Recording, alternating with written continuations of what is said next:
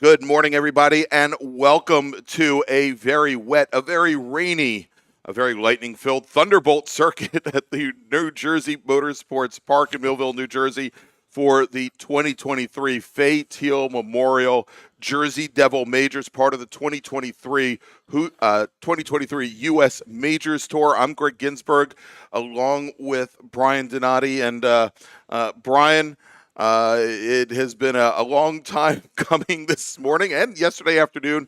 We want to thank everybody both here at the track, all of our volunteers, of course, all of our racers that have been patiently waiting for the opportunity to go on track and race. Also want to thank everybody who's been sitting patiently watching our stream on YouTube as well, waiting for races here from New Jersey. Yeah, I tell you what, Greg, this has been this has been kind of the worst weather I've been in, in one of these. And so, especially the length of what we've got. So, it's going to be, going to be a little bit challenging. I do know that I've heard on the radio in my ear, we have 5 cars down there. So there's some guys that are getting ready to go racing right now. So kind of do it. If you are on the stream and you're watching the stream and you're not noticing any cameras, listen, with the weather that we've got going on out here today, the off and on, we are on Thunderbolt, but lightning bolts that we're kind of combination both of the racetracks here in New Jersey, being struck close by and within that 10-mile range, it doesn't make sense to put them out there. So you're going to hear nothing but the audio. We're going to give you as much. We've got a great view, what we can at the track, pretty much all the way around, except with what's behind us. Right. But I can tell you that at this point, it's wet. Exactly. And so, and when we go back to our main screen, you'll see some timing and scoring on the side of the screen. If you want, you can go to racehero.io. You can go to race-monitor.com if you're on a PC, or you can load the Race Hero app or the Race Monitor app on your iOS and Android devices to get the live timing, which might be helpful for a lot of our multi-class races because our timing system not capable of showing that. But let me show you quickly what the schedule is supposed to be today. And it may change because, as you can tell, we're starting about an hour later than we had intended to start today because of lightning in the area. But the plan is to complete our sprint races that we had 1 race yesterday. We have 5 more to complete. Those today are going to be 15-minute sprint races. And then the hope is, rather than 22-lap feature races, 22 laps or 45 minutes, they're being changed to 30-minute feature races, and we hope to get those in today as well. But, Mother Nature may stand in the way. Yeah, that's going to be, again, I think, really based off looking at my radar and all the radar that I've been looking at, and everybody knows if you've been around me long enough, I'm somewhat of a weather geek. Look, I think after 2 o'clock it's going to start doing. So if we can get as many races in today, right now, as we can, we could probably keep that schedule. That's just going to depend on, really what rears its ugly head as we get going during the day, right? So we'll have to check it out and we'll have to see. But these, if you stuck around and you want. And there comes our buzzer again. So we'll have to see what happens now. Yeah. So just as we were about to send cars out on track, we have now just had another lightning strike in the area. That means a minimum of a 15-minute hold here. So what we're going to do here as we get ready, and I apologize, here as we are getting ready to go. First off, obviously, we want to thank, and Justin Huffman, who's just posted in the chat here on YouTube that he wants to thank the volunteers and the workers. Justin is actually one of our racers here this weekend, right, yeah, and is here at the facilities. He's been waiting it out, and just within the last 5 minutes, the weather has changed considerably here. We had started to see some light around the circuit, not lightning, but some light around the circuit. Things were starting to brighten up, but then just as we were going on air, the majority of the circuit got dark again, and the rain that had been just very light this morning started to head up. But what we need to do is, first off, and I'm going to do this now, we're going to disconnect from our PA system.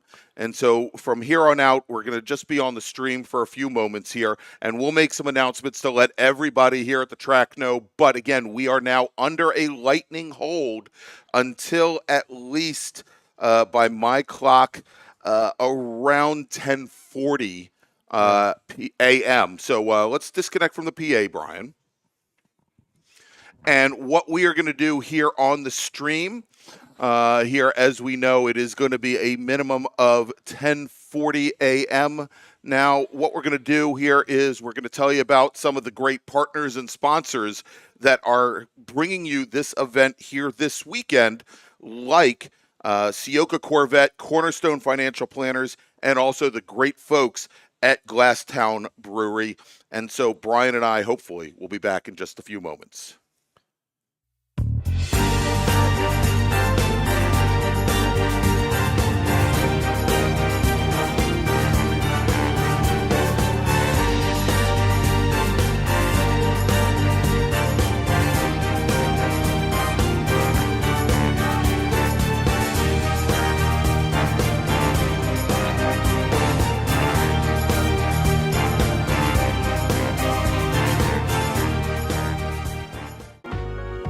Cornerstone Financial Advisors is a family-owned and operated full-service financial planning firm in Haddon Heights, New Jersey.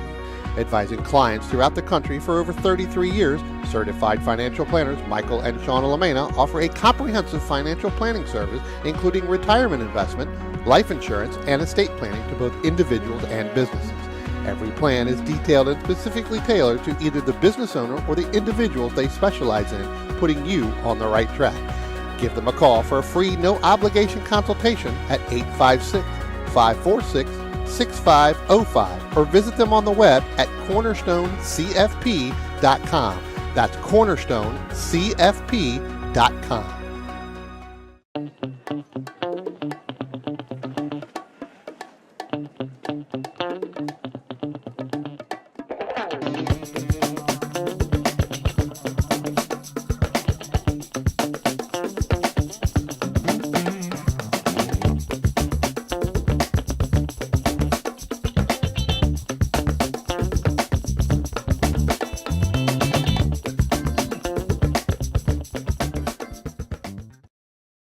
If you like what you see today, become part of the action by joining Sports Car Club of America. Whether you want to drive, flag, or just have fun with cars, SCCA membership opens the door to all kinds of motorsports to feed your obsession, along with 65,000 like-minded members ready to be friends. Ask someone trackside how to get involved or visit SCCA.com for more information. What does it take to be America's largest Corvette dealer? At Ciocca, it starts with our premier selection of new and certified Corvettes on the lot or custom ordered with new vehicles arriving every day. Add in the country's most experienced team of specialists to help you find the perfect ride, along with the confidence that you're doing business with a company that shares your passion for excellence. Find out more at CioccaCorvette.com, or better yet, come to America's largest Corvette dealership, Ciocca Corvette in Atlantic City.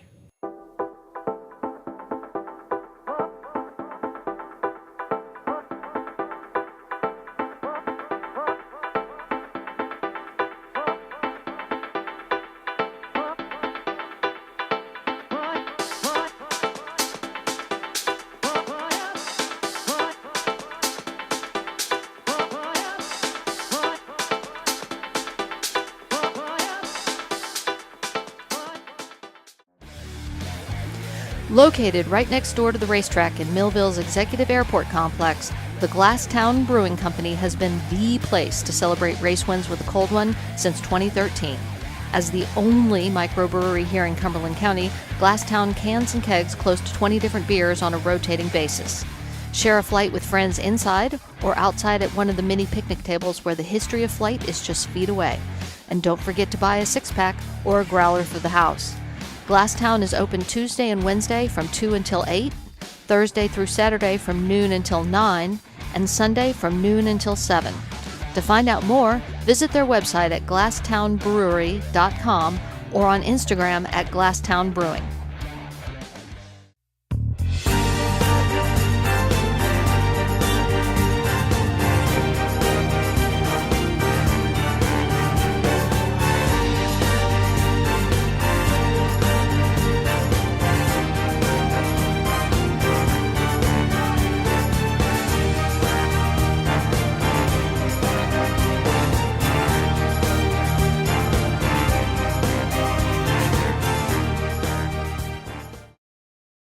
Green, blue, white, checker. You know the flags, but do you know the people waving those flags? Flaggers are the key to the success of every SCCA event at the racetrack, and it's something you can do. Being an SCCA flagger puts you in the action, feet from the race cars, keeping everyone at the track safe and having fun. And did you know that with SCCA's partnership with IMSA, flagging at SCCA events makes it easier than ever to flag at professional races around the country? Find out how you can become a flagger at scca.com/volunteer.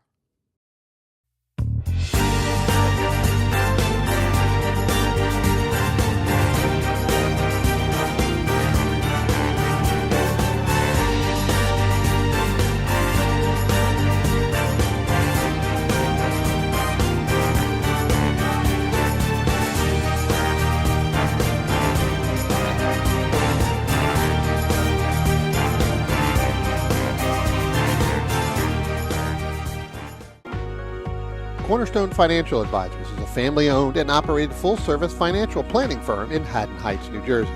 Advising clients throughout the country for over 33 years, certified financial planners Michael and Shauna Lamena offer a comprehensive financial planning service including retirement investment, life insurance, and estate planning to both individuals and businesses.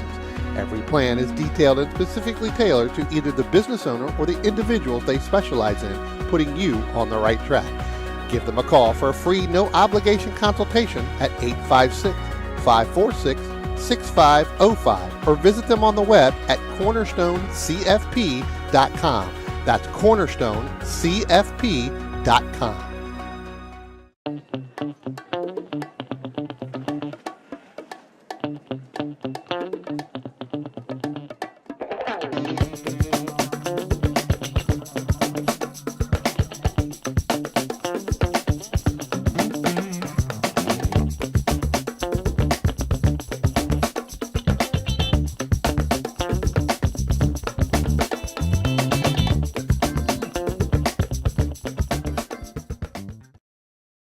If you like what you see today, become part of the action by joining Sports Car Club of America. Whether you want to drive, flag, or just have fun with cars, SCCA membership opens the door to all kinds of motorsports to feed your obsession, along with 65,000 like-minded members ready to be friends. Ask someone trackside how to get involved or visit scca.com for more information. What does it take to be America's largest Corvette dealer? At Ciocca, it starts with our premier selection of new and certified Corvettes on the lot or custom ordered with new vehicles arriving every day. Add in the country's most experienced team of specialists to help you find the perfect ride, along with the confidence that you're doing business with a company that shares your passion for excellence. Find out more at CioccaCorvette.com, or better yet, Come to America's largest Corvette dealership, Ciocca Corvette in Atlantic City.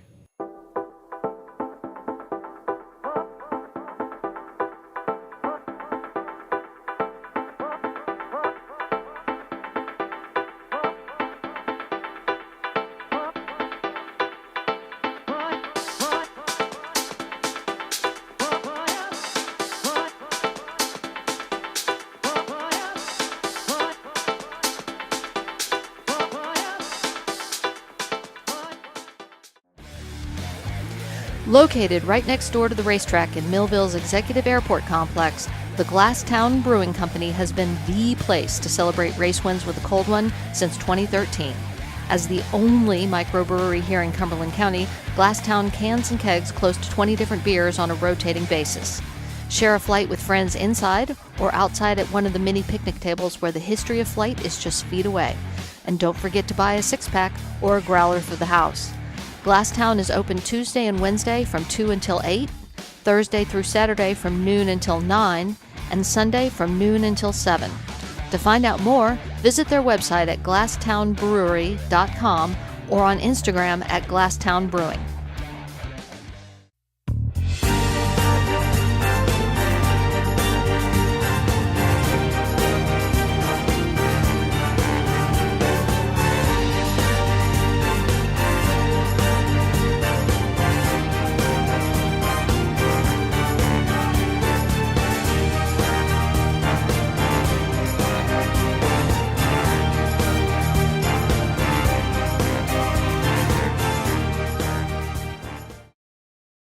Green, blue, white, checker. You know the flags, but do you know the people waving those flags? Flaggers are the key to the success of every SCCA event at the racetrack, and it's something you can do. Being an SCCA flagger puts you in the action, feet from the race cars, keeping everyone at the track safe and having fun. And did you know that with SCCA's partnership with IMSA, flagging at SCCA events makes it easier than ever to flag at professional races around the country? Find out how you can become a flagger at scca.com/volunteer.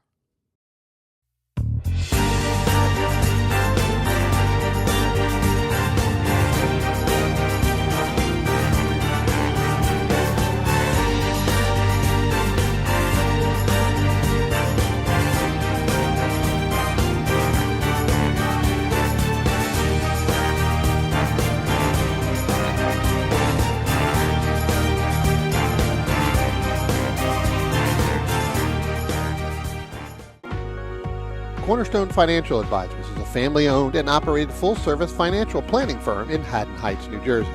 Advising clients throughout the country for over 33 years, certified financial planners Michael and Shauna Lamena offer a comprehensive financial planning service including retirement investment, life insurance, and estate planning to both individuals and businesses. Every plan is detailed and specifically tailored to either the business owner or the individuals they specialize in, putting you on the right track. Give them a call for a free, no-obligation consultation at 856-546-6505 or visit them on the web at cornerstonecfp.com. That's cornerstonecfp.com.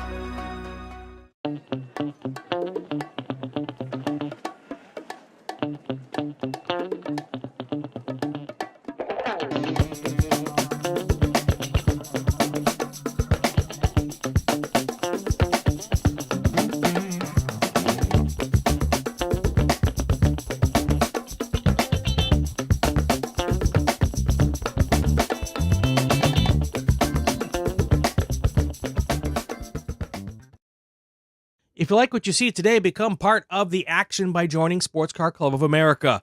Whether you want to drive, flag, or just have fun with cars, SCCA membership opens the door to all kinds of motorsports to feed your obsession, along with 65,000 like-minded members ready to be friends. Ask someone trackside how to get involved or visit scca.com for more information. What does it take to be America's largest Corvette dealer? At Ciocca, it starts with our premier selection of new and certified Corvettes on the lot or custom ordered with new vehicles arriving every day. Add in the country's most experienced team of specialists to help you find the perfect ride, along with the confidence that you're doing business with a company that shares your passion for excellence. Find out more at CioccaCorvette.com, or better yet, Come to America's largest Corvette dealership, Ciocca Corvette in Atlantic City.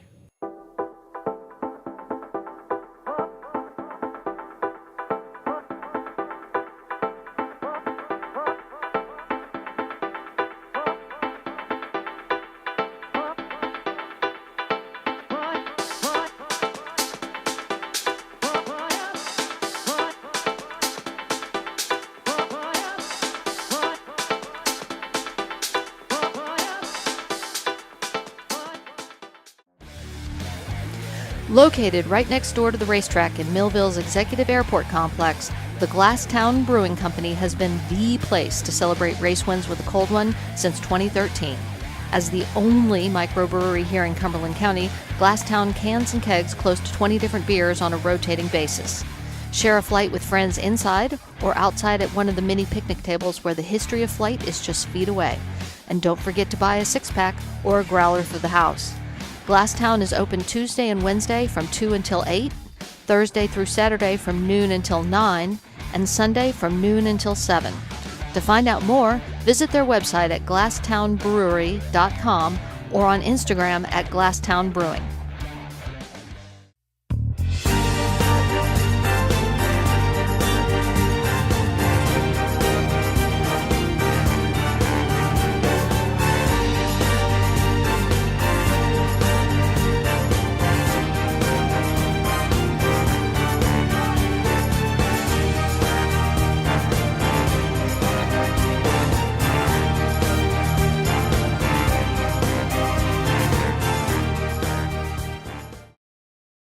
Green, blue, white, checker. You know the flags, but do you know the people waving those flags? Flaggers are the key to the success of every SCCA event at the racetrack, and it's something you can do. Being an SCCA flagger puts you in the action, feet from the race cars, keeping everyone at the track safe and having fun. And did you know that with SCCA's partnership with IMSA, flagging at SCCA events makes it easier than ever to flag at professional races around the country? Find out how you can become a flagger at scca.com/volunteer.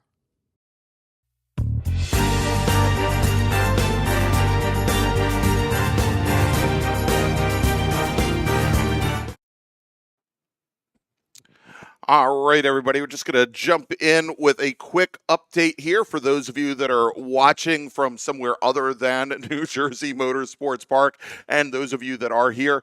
We have just called our small open wheel group, Formula V, Formula F, and Formula 600 back to the grid. We hope to have them on course in just a few moments as we will hopefully get racing underway here from the Thunderbolt circuit for the first time today. And again, the plan here, and let's bring Brian on board. The plan is hopefully to get cars on course to complete our sprint races from yesterday, currently scheduled for 15 minutes per race. And so those of you here at the track, we're going to ask that you head up to the grid as quickly as possible as we hopefully get these races in, and then we are scheduled after that to run our 30-minute feature races. Whether those happen or not, Brian and I aren't paid enough to make those decisions. But Brian, you said the weather looks like we may hopefully get some clearing here in a little while. Yeah, I think the rain, again, I don't think it's going to be this hard downpour that we're seeing now here, probably in the next, 30 minutes. I think it's going to lighten up a little bit. We do have some other stuff coming in later, this afternoon, so we'll have to see what kind of happens there. But, look, when you're here in New Jersey, it can go one way or the other, and I say that not to be joking, but it could be right on top of us, or it could break up and go. We were looking at the at the map earlier, and what was really coming up through, or we thought would be here all day, has now moved off to the east a little bit, and is now going out over the water. So I think that at that point, I think we could that's a positive note. We do have our pace car out there doing some track reconnaissance just to try to make sure and see kind of really what's going on. They're going to do a lap or two here. But, look, if you're, if you're going to go out, you got to get up there to that grid, especially if you're in race group 2. I know that as soon as we get the word back, we're going to send them out. So. Yep. And so, Brian, let me do this. Let's play the goofy tones and make another grid call. Attention in the paddock, race group number 2, Formula V, Formula F, and Formula 600 drivers. Please head to the grid. We're going to try and get you out on track. Race group number 2, Formula V, Formula F, and Formula 600 racers, please head to the grid.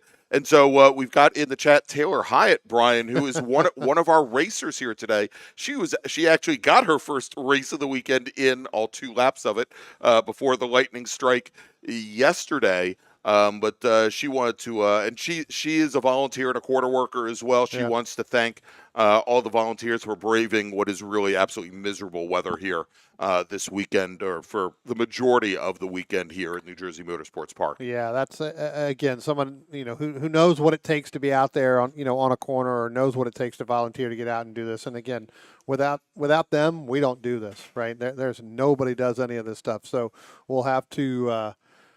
Again, we thank every single volunteer out here, and it's very tough. And, for the drivers that are still here and that are wanting to go back out, I mean, we thank you guys for sticking around as well, because, again, it's very tough to go back and forth, in the car, out of the car, in the car, out of the car, especially when we get weather like this. So, look, we're going to do everything we can. I know the stewards are going to do everything they can to get this in, get as much of the racing in as we can, but again, I think that the hard stuff is going to move out of here a little bit, and then we'll see where we go from there. Yeah, and so Brian, we've just had somebody from race control and our stewards crew come up.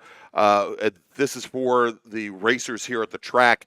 As we look out, and we mentioned the safety car now is doing some reconnaissance laps around the track, but there are definitely some areas that our racers immediately need to be aware of, both the pit in area and also the pit out area. When you leave the track surface from the grid, when you come back into the pits from the track, are very, very treacherous right now. A lot of standing water. And so that is something that our racers will definitely need to be aware of here. And again, I'll tell you, that safety car, Brian, doing some very slow reconnaissance laps in the Ciocca Corvette. Yeah, trying to get again, as they're doing it as well, they're, trying to get some. I know that there's always, always ends up with a little bit of standing water, down in turn one, but, I think that, again, running here, if you run kind of the rain line here, I think, where we potentially have some of those standing, puddles, you're probably not going to hit them, right? Right. The rain line is a little bit different than the regular traditional line, and I think that, again, I think these drivers are smart enough to know, hey, obviously I can't run my normal dry line, right? I've got to run the rain line here, and we're gonna get through this. Exactly, and we just got the safety car did just radio in and said that there are positions on track where there is standing water, and a lot of those places are what would normally be considered the dry line here anyhow. So that is why we have a pace lap. We'll see if the racers get a single pace lap. I don't want to speculate at this point, but I wouldn't be surprised if they get a couple laps behind the safety car before they go green here. Yeah. We'll have to see. In just in the last few minutes, Brian, we were saying, and the 5-minute warning is being given on the grid, Brian, so let me make a final call here. Attention in the paddock. Final call for race group number 2, Formula V, Formula F, and Formula 600. The 5-minute warning has been given on the grid. So if you're not there yet, please head to the grid. Again, race group number 2, Formula F, Formula V, and Formula 600. The 5-minute warning has been given. But, Brian, as you said, that it looked like there might be some holes in the weather in the next hour or 2 hours, and just in the last 5 minutes since we went back on air, the rain has really lightened up considerably. Yeah, no, absolutely. I mean, compared to what it was, and I see a little bit of sunshine over Yeah. there, and coming out of getting ready to head down the start-finish line. So that's actually a positive, good sign. One of the other things I want to mention here, Greg, real quick, is if you are making your way to the grid, and I'm looking out the windows here, these, the asphalt roads in between the different, be careful going down through there. I mean, there's a lot of standing water there too. You don't want to be rushing to get to the grid and end up having an incident there where you slide off either into the grass or into somebody else's paddock. So let's just be very careful getting to the grid. And I think that, the much safety precautions we can take back here in the paddock, getting to the grid so that you can go out and somewhat enjoy your race that you're going to have there. So, yeah, indeed. So definitely very important there. And again, we want to apologize. No offense, but this being regional racing and all, or actually club racing and all, Brian and I weren't going to risk our lives putting cameras out in under a lightning warning. So not going to have any cameras out there for you today. But again, want to thank all of y'all for hopefully joining in, and hopefully our commentary will be enough to tide you over through the day here. And, Brian, I'm looking out the window, and, there's still some rain coming down. But, again, not quite what it was just 10 minutes ago. As our racers, they're going to be rolling off here in just a moment. Now, if you're at the track and you're having some issues hearing us over the PA system, my understanding is you can also pick us up on 97.1 on the FM dial. So if you want to do that, you can tune in that way. Although I think the PA system here gets around to the majority of the paddock, Brian. Yeah, I think so. I think it should be okay. I know that there was some discussions earlier this morning because of the the motocross track was trying to make announcements, and it sounded like it was coming from here, but it just doesn't. So yeah, all our announcements will come from here. So we'll go from there. Yeah, the rain should be stopping soon. As expected. Like I said, looked at the weather, and anybody who knows me knows I'm kind of involved in that weather stuff a little bit. I like to sit and actually watch a Weather Channel, believe it or not, especially when something's going on. So I think it's going to be, going to be out of here. We probably will get some more later this afternoon, but I think we're going to be okay here coming up. And, I think that by the time we get to the other groups, it's definitely not going to be dry. So don't think about that, but it's going to be, it'll be better than what it is right now. All right, so as we mentioned, we are under 5 minutes. Let's do this, Brian. Let's run down the starting grid for our first race of the morning. I got it here. Okay. We got 14 starters, and we are scheduled to have a split start with our Formula F and Formula 600 drivers at the front of the field, and with then the Formula Vs. Let's start with the 600s and Formula Fs, starting 8th in that first group, driving the number 47 QRE Invader. That's a Formula 600 car from Alden, New York. It's Russell Straight Jr. Then we've got Jay Beckley starting 7th. He's in the number 44 Ellis AE13. He's from Marlton, New Jersey. That's also a Formula 600. And our pole sitter in Formula 600, driving the number 15 Nova car from Yorktown Heights, New York. It's Robert Gray. Then we've got our 5 Formula F racers starting 5th in the number 16 Wyvern from New Fairfield, Connecticut. It's Steve Rue. Starting 4th, driving the number 42 Spectrum from Easton, Pennsylvania. It's Joe Parsons. Then we've got Karsten DeFonts. He's driving a Piper. That's the number 45 machine. He starts 3rd. And your front row, starting on the outside, although starting on the outside of the front row might be the ticket right now. If I was the pole sitter, I might want to take the outside. But starting 2nd, let's say, driving the number 3 Van Diemen from Greenwich, Connecticut, it is Joe Colasaco. And Ayrton Hawk from McCordsville, Indiana, is your pole sitter today in Formula F, driving his 02 Mygale. So let's move over to Formula V, where we have 6 drivers that set qualifying time. Starting 6th, driving the number 12. Well, I don't think this is what the chassis really is, but he says it's the problem child. From Bedford, Massachusetts, it's Gerard Callahan. Starting in 5th, driving the number 04 Mysterian from Quakertown, Pennsylvania. It's Chase Johnson. Driving the number 72 Mysterian from North Hero, Vermont, it is Roger Siebenaller. And then Rick Shields driving his VDF. That's the number 77 machine from Bridgeville, Pennsylvania. And your front row in Formula V, from Brooklyn, New York, driving the number 29 Mysterian, we've got Jeff Vallejo. And your pole sitter from Asbury, New Jersey, driving his Vortec, it's David Scaler. That's the number 9 car.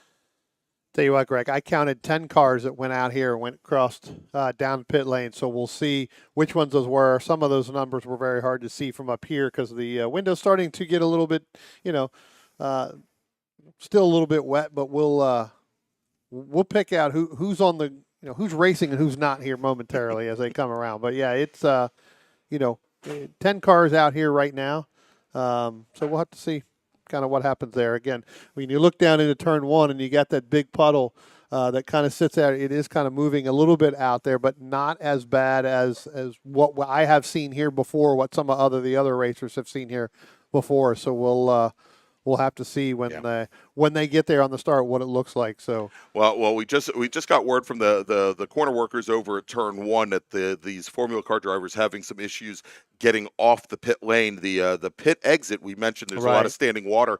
It rolls around driver's right on the inside of turn 1 and exits going slightly uphill, and so that water that we've just had has been rushing down and puddling up there. Race control is looking for some options for the following racers, but the pace car, that beautiful bright red Ciocca Corvette pace car, bringing the field out of turn 5 now and down towards the start of the Octopus, and at a very much reduced pace. Oh yeah. It's almost to the point where it's walking speed down there, and we do have only one Formula 600, Greg, that's out there. So, that again, when you talk about getting to the puddles and everything, it's going to be a little bit. They're going to have to stay kind of off that line before they do that, and it does look like that the pace car is going to come in, and I think we will be getting started here, Greg. All right, so there you go. So the pace car now bringing the field through the octopus. I have to stop calling it the light bulb. Yeah. We've got the light bulb on Lightning. We've got the octopus here, as the field has not started to grid up and form up yet as they come out of turn 11. Out of the 14 turns, we should see them start to form up now, and it looks as though they are, as the pace car is going to bring them through turn 13 to the little slight bend that's turn 14 and towards the bridge. Lights are out on the pace car. The pace car starts to pull away just a little bit further again as they start to come over the hill. Now the grid starts to form up there. We've got our front row there. Then we've got our third, and then we've got it's almost like we got three starts here, Greg. So yeah. We have there's a big gap. The F600, and then you've got your Formula Vs. So it's like we got three different starts here happening. But listen, it's almost like a NASA race. In this type of situation and this type of weather, that makes the most sense. As the rain looks like it's picking up a little bit more before when these guys went and Brian, out. from the looks of it, I think our Formula 600 racer is coming down the pit lane. He is not going to take the start, as the green flag is in the air, and Ayrton Hawk and Joe Calasacco nose to tail heading down into one. Our Formula Vs coming out underneath the bridge. They take the green flag now and jumping to an early lead in Formula V. It's the number 29 machine of Jeff Vallejo. Looks like Scaler in the 9 machine fell back just a little bit. And as they go down into turn 1 from that inside lane, and I think he probably saw those puddles at turn 1 ahead of him and decided to go the other direction. Well, I tell you what, I think Rick Shields almost went too wide there, and as soon as he got up there, remembered that there was that big, huge puddle as our Formula or our Club F's there. They're going through. How is now going through turn 4, turn 5. He's opened up a pretty much commanding lead over the 3 of Joe Calasacco as they start to head down through there. So those are starting to spread out. We'll look to see our Formula Vs. They should be coming down through turn 4 right now. Here they come right now, heading down into turn 5. Again, a little tough to see from this angle. You see the spray, but it does look like Shields may be on the second. And then you've got the whole other end of the group there.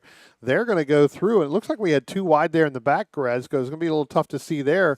But they actually went too wide there through turn 5. Yeah, exactly. As they'll go slight brush of the brakes for these cars at the speed they're going to turn right into the octopus, as our leaders now coming out and onto the front straight. And Brian with a commanding lead right now. It is I believe the 0-2, the Rice Racing machine of Ayrton Hawk. He now has about a 25 car length advantage as he crosses the stripe and starts lap number 2 over Joe Calasacco in that red number 3 Van Diemen. Is falling another, I'd say, about a 30 car lengths back from there. It is the 42 machine of Joe Parsons.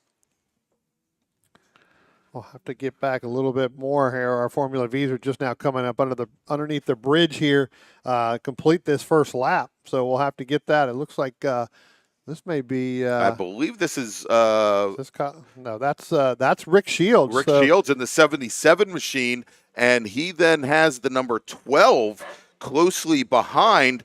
That is Gerard Callahan, who started at the tail end of the Formula V field. Yeah. He crosses the stripe. Jeff Vallejo, who started on the outside of the front row, he falls back now into third in Formula V, with then Chase Johnson and Roger Siebenaller. David Scaler in the number 9 machine, our pole sitter in Formula V, now sitting at the tail end of the field. Yeah, I tell you what, Gerard Callahan getting a great run in this thing here, so doing really well. All right, quick, Brian, because as we do want to move things along, let's make a call to the grid for our next group. Attention in the paddock. B-Spec and Spec Miata racers, please head to the grid. B-Spec and Spec Miata racers, please head to the grid. And again, request of all of our racers as we want to move things along as quickly as possible. When one group rolls off, then the next group should head to the track, as well as Robert Gray, Brian, who was the Formula 600 racer who was on the pace lap. He came down the pit lane during the start. He apparently rejoined the action, and he just now completes his first lap. Yeah, that was a very tiptoed lap because he had our overall leader, Hauk, going by him as well. Here comes Joe Calasacco by, but he kind of went out and basically had to just basically tiptoe to get around turn one as he went through there. All right, so completing lap number 2, it is still Ayrton Hook, and he's just set the fast lap, Brian, at a minute 46. That is 22 seconds off of his pole setting time from qualifying yesterday. It's a lot faster than I thought he was going to go. Yes, exactly. The rains have started to pick back up here again, so as they come, here comes our Formula V now across the start-finish line. It is Rick Shields. He's going to be your leader, and now you've got Callahan. Then you're going to end up with Chase Johnson now ahead of Vallejo, and then throw in Siebenauer. So Vallejo's going to drop all the way back here into 6th position. David Scaler, here comes Vallejo now. So, Greg, something must have happened there because at one point Vallejo was as close to David Scaler after that first lap. Now he's dropped back just a little bit further. Yeah, indeed. As he puts in a 2:27 lap, almost 17 seconds off of the rest of the field, and actually about 12 seconds off of the rest of the Formula V field here as he now starts his second lap. Is again, and I apologize that we don't have cameras up and running, but believe me when I say it's pretty darn treacherous. Ayrton Hook just completes lap number 3, and he's already coming up towards the rear of that Formula V field as we wait now on Joe Calasacco. And again, these are 15-minute timed races. And we'll try and give you a countdown here on how much time remains. So look out coming up underneath the bridge here. I'm seeing Robert Gray in that Formula 600 getting ready to complete his second lap here. So, again, going out and getting in there. So. All right, as we now have just under 9 minutes remaining. Coming across the line, Robert Gray. He's now going to complete his second lap. And sitting at the tail end of the field, although, again, Gray out of Yorktown Heights, New York, our sole Formula 600 racer. The drivers that did not take the green flag today, Karsten DeFonts out of New Preston, Connecticut in his Formula F machine. Steve Rue also did not take the green flag, Formula F driver out of New Fairfield, Connecticut. And then 2 of our 3 Formula 600 racers, Jay Beckley out of Marlton, New Jersey, and Russell Straight out of Alden, New York.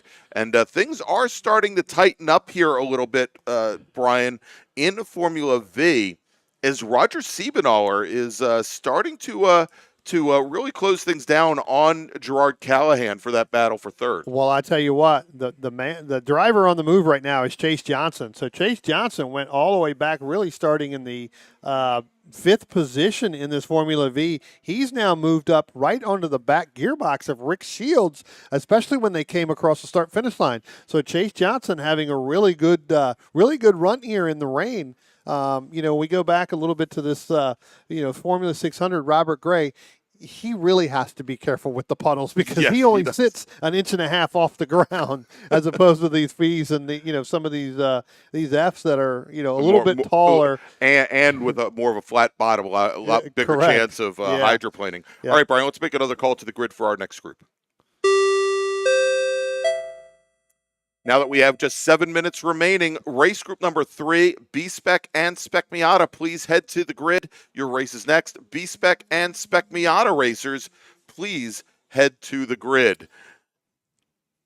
Greg, I'm going to jump back on this Formula V. They're just now starting to come through turn 7, turn 8. Looks like Rick Shields is moving to driver's right. Chase Johnson's going to move to driver's left to get a run there and probably run on that line. You should see them when they come through the Octopus here, and I can see the tops of the cars now. They're going to come up on the on that Formula 600 here of Robert Gray in a minute as Robert Gray goes up underneath the bridge. But if you look as they come across that top of the hill, you can see Chase Johnson trying to get out of the spray of Rick Shields, but has to take that same identical line. So you know he's having to wipe his helmet off and try to concentrate on Rick Shields. Here they come up underneath the bridge down the across the start-finish line here, and Chase Johnson is really starting to make a move. Yeah, and Johnson moving to the inside to driver's right, trying to get by him before they get to that huge puddle at turn 1.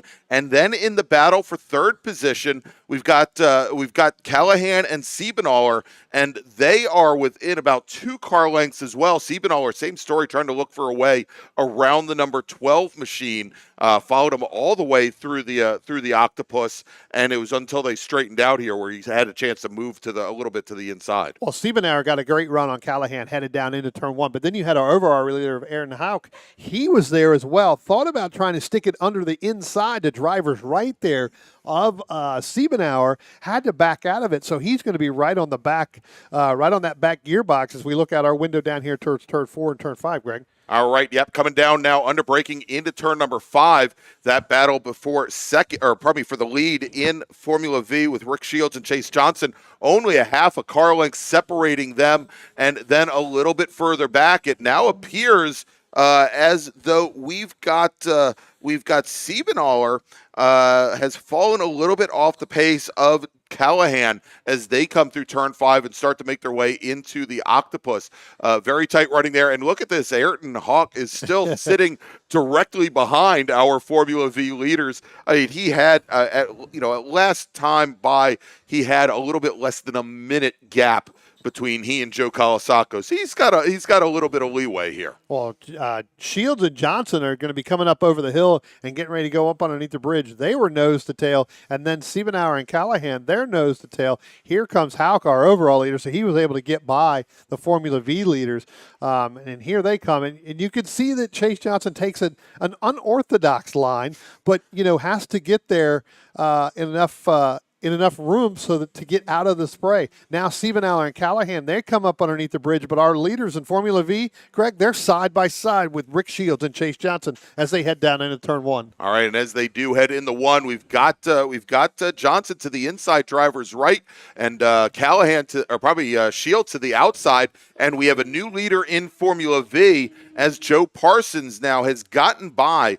Or probably not Joe Parsons. Let's try that again. Chase Johnson has gotten by our former leader in Formula V, Rick Shields. Yeah, made that turn going down into turn 1. Got a great run in there, and Shields had no alternative but to let him go there in order to force that issue. And as they came out of the Octopus, as the rain is starting to pick up here again, Brian, Roger Siebenaller did manage to get around Callahan, and it was over. There is between turns 13 and 14, there is a little bit of a rise and a drop, and there is a huge puddle coming out of 13, and it looks like Siebenaller was able to stay clear of that patch and was able to get by the number 12 machine to move up into a podium position. Yeah, we'll have to see how Rick Shields handled that now, and he's going to be behind Chase Johnson the next time they come by. With 3 minutes left to go, you've got to wonder whether or not Shields is going to be able to stay with Chase Johnson. Chase Johnson was kind of leading made that good move. Now you've got Shields. I'll get this out here in a second. Shields now back in the spray of Chase Johnson. See how he handles that.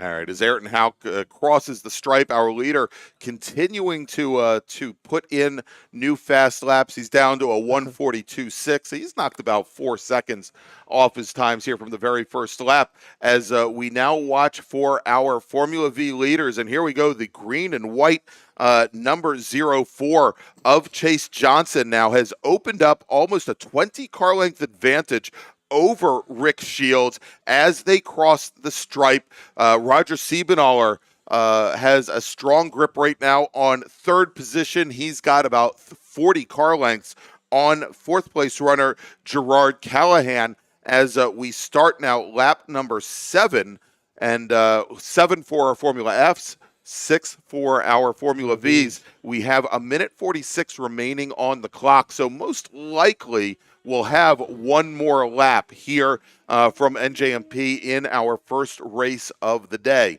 Again, next race up is going to be Spec Miata and B-Spec. Let's make a final call to the grid for them. Attention in the paddock, final call to the grid for race group number 3, B-Spec and Spec Miata. Please head to the grid. B-Spec and Spec Miata racers, please head to the grid. You're going to be heading on track in just a few moments for your race. Tell you what, Greg, as you were just talking about, the rain has picked up even more. So if you're listening to us on the stream and you're not, obviously we don't have our cameras out because of the way the weather is in the up and down with the lightning strikes we had. At the beginning of this race, it was really starting to rain. Then it kind of let up. Now it's really starting to pick back up again. So as we start to wind down, we got one to go board here coming out for our leader, Ayrton Hawk.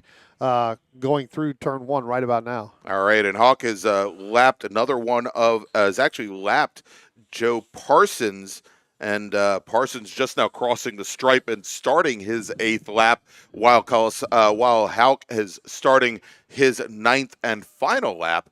Let's take a look now as our Formula V leader should be coming under the bridge and over towards start finish. And indeed, there is Chase Johnson, driver of that white and green number 04 machine. He's going to start his 8th and final lap. He's got about a 30 car length advantage now over Rick Shields. The gap is about 6 seconds, with Roger Siebenaller another 5.3 seconds back from there. And off the podium at the moment, Gerard Callahan, who had that wonderful starting at the back of the field. He now comes across the start-finish line, the number 12 car, currently running in 4th, almost 14 seconds back from Roger Siebenaller. I'll tell you what, Greg, from the last lap to just now, again, with 1 lap to go, Roger Siebenaller, he's closed that gap down to Rick Shields. So as we start to look out our window here going down into turn 4 and turn 5, we'll see where that gap is. So Rick Shields just trying to play and get this done. Siebenaller, though, he wants that second place. All right, as our leader, Ayrton Hawk now coming through the Octopus, and we're taking a look now in Formula V, and we'll see here as our spotters are looking through the window for us, trying to pick up if there's been a change of position. Joe Colasacco just now starting his final lap here at the Thunderbolt circuit, and coming out of turn number 14, actually coming under the bridge and taking the checkered flag. There you go. Ayrton Hawk's going to take the win in Formula F, finishing just behind him. His race ending early. David Scaler finishing just behind the 02 machine. So Scaler's race is now done, as is the 29 of Jeff Vallejo. Now coming across the stripe, Parsons will come home 3rd in Formula F. And that is going to mean, well, by doing some simple subtraction, I think Joe Colasacco will finish 2nd in Formula F. He's on his final lap right now. Here comes coming out of under the bridge and onto the front straight, taking the win in Formula V, Chase Johnson out of Quakertown, Pennsylvania. He is your winner. Rick Shields coming across the line. Shields will finish in 2nd. And wow, did Roger Siebenaller make up ground on that last lap. Roger Siebenaller crosses the stripe, knocked 2 seconds off of Shields' time. Yeah. Unfortunately, he still had about 10 car lengths that he needed to make up at the finish. Yeah, no, absolutely. We're running down in our majors for the whole year. These guys got to get these races in. So fantastic job by all of these drivers in these open wheel cars to go out here and get this run in. They battled some tough conditions right now with the rain. Again, downpouring, lighting up, downpouring, lighting up. I mean, it's been very difficult. This group that just took the checkered flag, they were called to the grid 3 different times, and then this morning, and then sent back to the garages. So I'm sure they are very happy to get this race under their belts. Theoretically, they've got one more race today. I'm not going to give you an approximate start time because at this point, all knows? bets are off. Yeah. All right, so taking the win in Formula F was Ayrton Hawk, Joe Colasaco finishing second, Joe Parsons third, Carson DeFons and Steve Rue did not take the green flag. Robert Gray, our sole runner in Formula 600. And then in Formula V, Chase Johnson takes the win. Rick Shields finishes second. Roger Siebenaller third, then Gerard Callahan, David Scaler, and Jeff Vallejo. All six of those racers took the checkered flag. All right, so Brian, let's do this. Let's make a final call to the grid for our next group, and then we'll take a little break. Attention in the paddock. Attention in the paddock. Final call for race group number 4, or probably race group 3, B-Spec and Spec Miata. I really do want to get through this day, don't I? Race group number 3, B-Spec and Spec Miata. Please head to the grid. This is your final call. Your race is next. All right, so what we're going to do, we're going to take a quick little break. We're going to thank some of our partners and sponsors that are bringing you the Fay Teal Memorial Jersey Devil Majors here from the Thunderbolt circuit at New Jersey Motorsports Park, part of the 2023 SCCA U.S. Majors Tour. We'll be right back. What does it take to be America's largest Corvette dealer? At Ciocca, it starts with our premier selection of new and certified Corvettes on the lot or custom ordered, with new vehicles arriving every day. Add in the country's most experienced team of specialists to help you find the perfect ride, along with the confidence that you're doing business with a company that shares your passion for excellence. Find out more at CioccaCorvette.com, or better yet, Come to America's largest Corvette dealership, Ciocca Corvette in Atlantic City.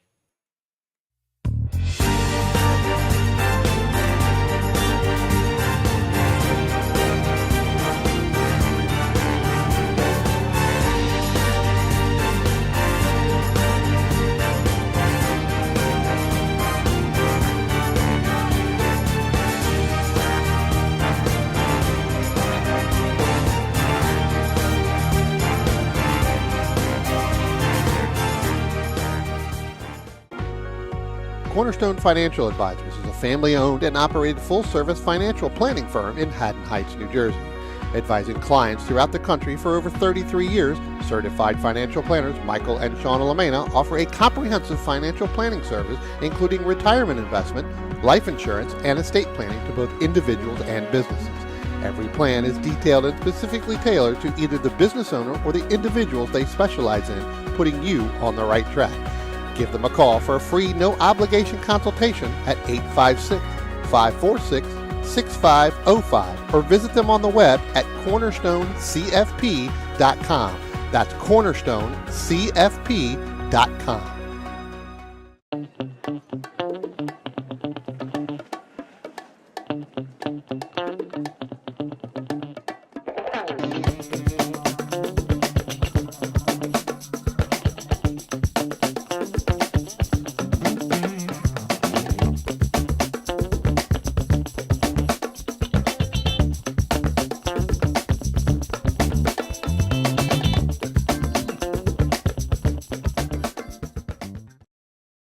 If you like what you see today, become part of the action by joining Sports Car Club of America.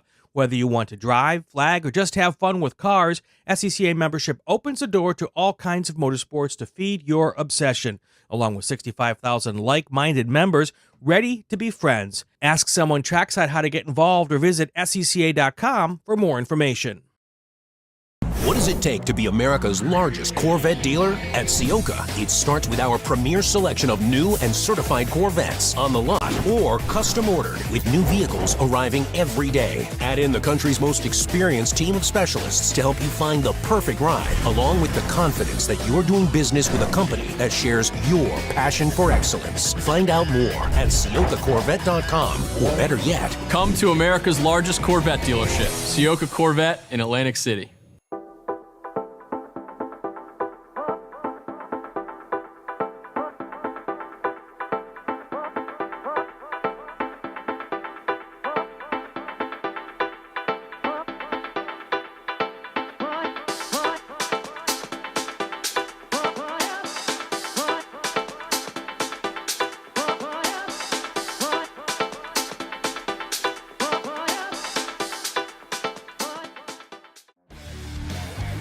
Located right next door to the racetrack in Millville's Executive Airport Complex, The Glasstown Brewing Company has been the place to celebrate race wins with a cold one since 2013.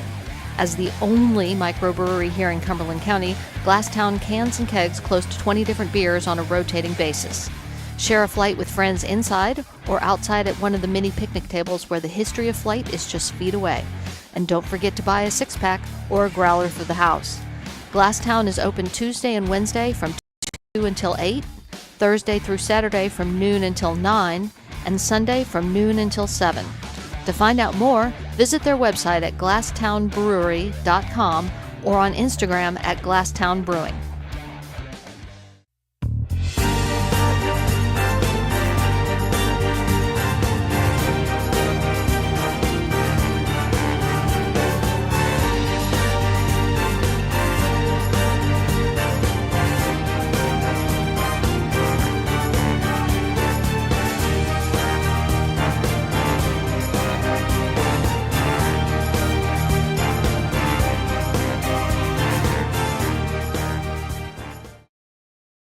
Green, blue, white, checker. You know the flags, but do you know the people waving those flags?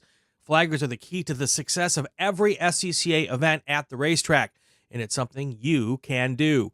Being an SCCA flagger puts you in the action, feet from the race cars, keeping everyone at the track safe and having fun. And did you know that with SCCA's partnership with IMSA, flagging at SCCA events makes it easier than ever to flag at professional races around the country? Find out how you can become a flagger at scca.com/volunteer.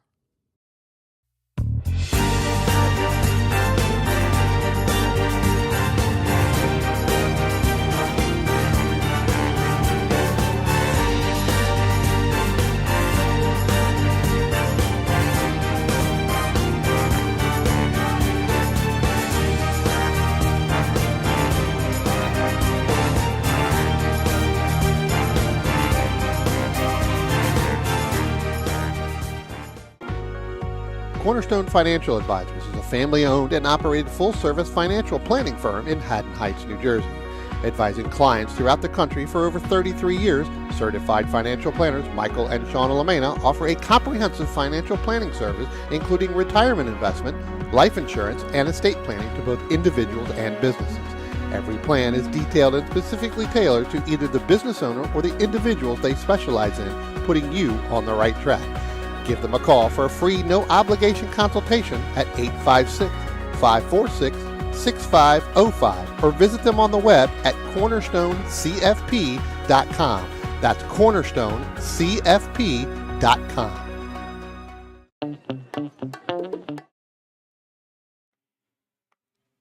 All right, and we are back here at New Jersey Motorsports Park's Thunderbolt Circuit for the 2023 Fay Teal Memorial Jersey Devil Majors, part of the U.S. Majors Tour. I'm Greg Ginsburg along with Brian Donati, and Brian heading down the pit lane now onto the track for their pace lap, Spec Miata and B-Spec. Let's run down the starting order. Yeah, I tell you what, Greg, since there are supposed to be 36 cars here, let's just go ahead and give you the top 20 lineup as our cars have already rolled out onto the racetrack here down off of our pit lane. Starting in 20th in the 88 from Oakland, New Jersey, that's Michael Lamena. Starting in 19th from Bingham, New York, the number 46 of D'Amico Luigi. Starting in 18th position from Montclair, New Jersey, the 188 of Zane Zaldi. Starting in 17th from New York, the number 169 of Spencer Bogar. Starting in 16th from Carlisle, Pennsylvania, that's the 146 of Ryan Heischman. Starting in 15th from Mountaintop, Pennsylvania, the number 82, and that's Nicole Cooper-Cefalo. Starting in 14th from Brooklyn, New York, the 00 of Douglas Ahn. Starting in 13th from New York, the 195 of John Jenkins.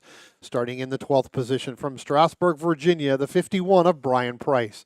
Starting in the 11th position from Plymouth, Massachusetts, the 44 of Christian Zarnecki. Starting in the 10th position from Darnestown, Maryland, the 69 of Jeremy Butts. Starting in the 9th position from Hanover, Massachusetts, the 21 of Marshall Stocker. Starting in the 8th position from Shelton, Connecticut, the 73 of Ethan Goulart. Starting in the 7th position from Pelham, New York, the 43 of Matthew Sisson. Starting in the 6th position from Newburgh, New York, the number 0 of Sean Noonan. Starting in the 5th position from East Meadow, New York, the 26 of Michael Tennis. Starting in 4th position from New York, New York, the number 18 of Zach Ehrlich. Starting in the 3rd position from Mendon, Massachusetts, the 194 of Nick Leveroni. And on the front row from Ontario, Canada, the number 55 of Marcelo Pancia. Starting on the pole from Shelton, Connecticut, the 70 of Elvin Goulart. All right, and with the lights out on the pace car, let's quickly take a look at our B-Spec racers. Starting in 4th position, it is William Van Volsen. Out of Carlisle, Massachusetts. He's driving the number 57 Mini Cooper. Martin Van Volsum is driving the number 177 Mini Cooper. He'll start 3rd. Then we've got Anthony Ruddy. He's driving the number 86 Chevy Sonic. He's out of Jackson, New Hampshire. And your pole sitter in B-Spec, driving the number 9 Ford Fiesta out of Stewartsville, New Jersey. It's Brandon Lewis. All right, as our Spec Miata cars get down there waiting for the green flag. There's the green flag out, so our race group 3 is now underway, and it is Goulart leading the 55 of Panzia as they start to head down into turn 1. Remember, Greg, we still have a little bit of that puddle here, so if you're 2 wide, 3 wide, you've got to get back in line. If not, you're going to hit that puddle as it looks like everybody's going to work through. We had one car hit the puddle. They kept going through there. Not sure which car that was. That was kind of middle again. That's that 2 wide, 3 wide battle that I talked about. You had to get either single file or as far left as you can. Here comes our B-Specs. All right, our B-Specs come underneath the bridge. They now get an early green flag. 4 drivers on course, and as they come across the stripe, it's Brandon Lewis with William Van Volsum, then Anthony Ruddy and Martin Van Volsum. They make the run down into turn number 1. That light blue Fiesta, he gets pinched down to the puddle by Van Volsum, and Brandon Lewis, our pole sitter, he's going to drop back into 2nd place. And Brian, we saw that in the Spec Miata start with Elvin Goulart. He tried moving our outside pole sitter Panicia over to driver's left. So we've got a driver off in the grass coming out of turn number 5, and I believe 2 cars that are off in the grass, Brian. One of them is the 73 of that is Ethan Goulart, and then there was another one, I believe it may have been the 44. I'm not 100% sure because he took off before him, but the 73 of Ethan Goulart is now back underway, but he is going to drop back tremendously in this SM field. All right, so the 44 machine, that was Christian Sarnecki, as Goulart and Sarnecki were running 9th and 10th here. So we'll see how things play out as they come around. Our B-Spec drivers seem to successfully get through turns 4 and 5 as our pole sitter in B-Spec, Brandon Lewis, has now opened up about a 15 car length advantage. Oh, and our 2nd place runner has spun coming through 13. That is going to leave Elvin Goulart with a huge gap back to Panicia. Panicia, I believe, spun off. Yes. So Elvin Goulart, he's going to complete lap number 1. Our new 2nd place runner, actually, it is the 26 machine of Michael Tinnis with Nick Leveroni running in 2nd. We've got a driver that's gone off driver's left coming underneath the bridge here, and that is the number 55 machine of Panicia. He just now gets across and comes across. And Greg, we still got some 2 wide, 3 wide action as that is stacked everybody up from about 10th place on back. They're trying to get around that turn 1, around the, I'm going to call it Lake turn 1 now, as it's starting to move a little bit. But yeah, he was able to come back through, but that just stacked everybody up from really 10th, 11th position on, trying to get back on track. Yeah, so Brian, we talked about the 55 of Panicia, who started off on the front row. As he came out of 13 before the bridge, went off driver's left, and we think he impacted the Armco there multiple times before he got to the bridge. Definitely looks like that car has got some injuries and actually getting some calls in now from the corner workers about the 55 car. We'll see if he can limp that car back to the pits or not. But, at this point, big changes at the front of the field with Michael Tinnis, who started, I believe, 4th or 5th. Started 5th position. He is now your new 2nd place runner. So great job for him in the rain. I'll tell you what, like you said, he did, coming up through there and then coming back up onto the front stretch there, really backed up really from 15th on. I said 10th on, but really backed up from 15th down all the way back. That's putting him back down in 12th when he crossed the line after that first lap. So we'll have to see. I know that Christian Zarnecki and Michael Omena, they were almost 3 wide heading down into turn 1 the last time by. Here comes our leader now, Goulart.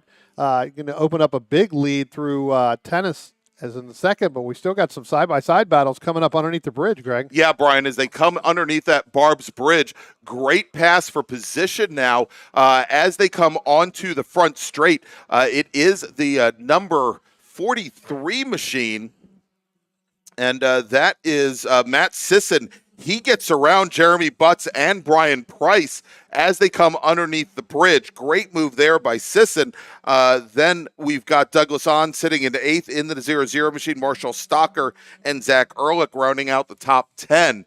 But I'll tell you, as they came out of 12, came out of the Octopus, towards 13, where we've got that elevation change, and we know there's a lot of standing water there. Yeah. That was an amazing move by Matthew Sisson in the 43 machine. As we take a look now at our B-Spec battle, a little bit further back in the field, Brandon Lewis in the number 9 machine. He is, I believe, now running. We'll have to check this out, but I believe he has given up the lead to William. Probably no, we just had the correction. Brandon Lewis is your leader with Anthony Ruddy running in second position, and Lewis has a pretty commanding lead, about 7 seconds. Yeah, I was going to say he's kind of running into the back end of this Spec Miata our field. Spec Miata field. As we look out the window here, Greg, I've got two section cars there going 2 wide through turn 4, and we got one going off down into turn 4. Can't really see the number because it kept going down into turn 5. All right, real quick, Brian, let's make a call to the grid for our next group. Attention in the paddock, attention in the paddock. First call to the grid for race group number 4. That's our large open wheel group, Formula Atlantic and Continental FE2. Formula X, Prototype 1 and Prototype 2, please head to the grid. Race Group 4, Formula Atlantic and Continental FE2. Formula X, P1 and P2 racers, please head to the grid now as we only have about 10 minutes remaining in this race. Greg, I tell you what, as you were making that call, it was one of the flat-out Motorsports cars that went down in through turn 5 through there. But then on the other side of turn 7, we had the 46 also going off. Dominic Luigi as trying to get back up underway. It looks like he's going to be able to continue. But I tell you what, Greg, I'm going to look here at the top. We've got Brian Price now going around Matthew Sisson in that 43 machine to give Brian Price back up into that 6th position. Well, and I think a big change here. Also, Jeremy Butts had a great move coming out of the Octopus to get around Sisson as well. So Jeremy Butts now up in 5th position. We're still trying to get the number on that car that had gone off over by turn 5. We haven't been able to pull that yet. Let me see. As more of our racers on this lap drop down, I think it is, I can pretty much with some certainty, I believe it is Max Ehrlich, driver of the number 90 machine that likely went off over at turn 5.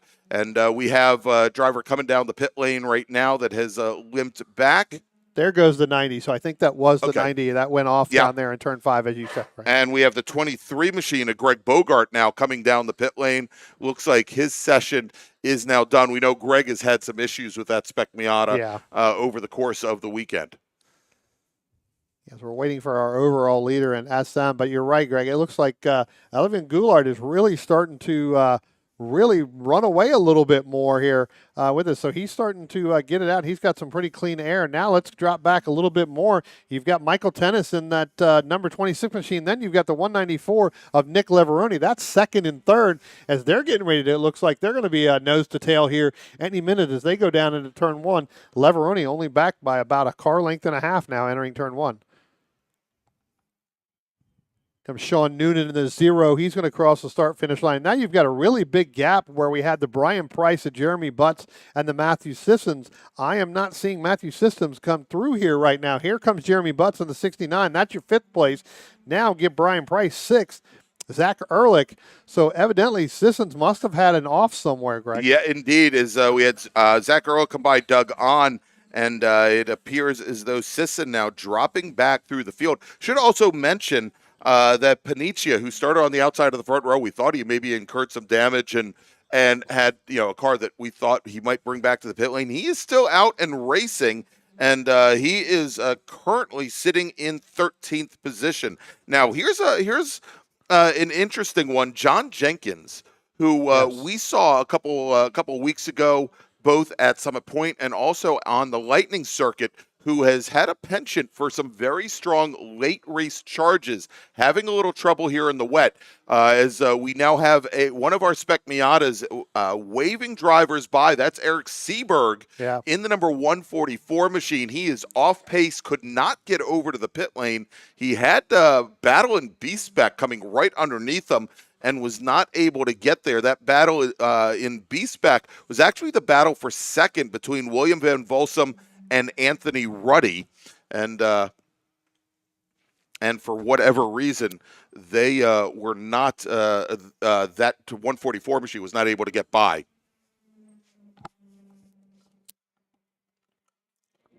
All right, so there we go.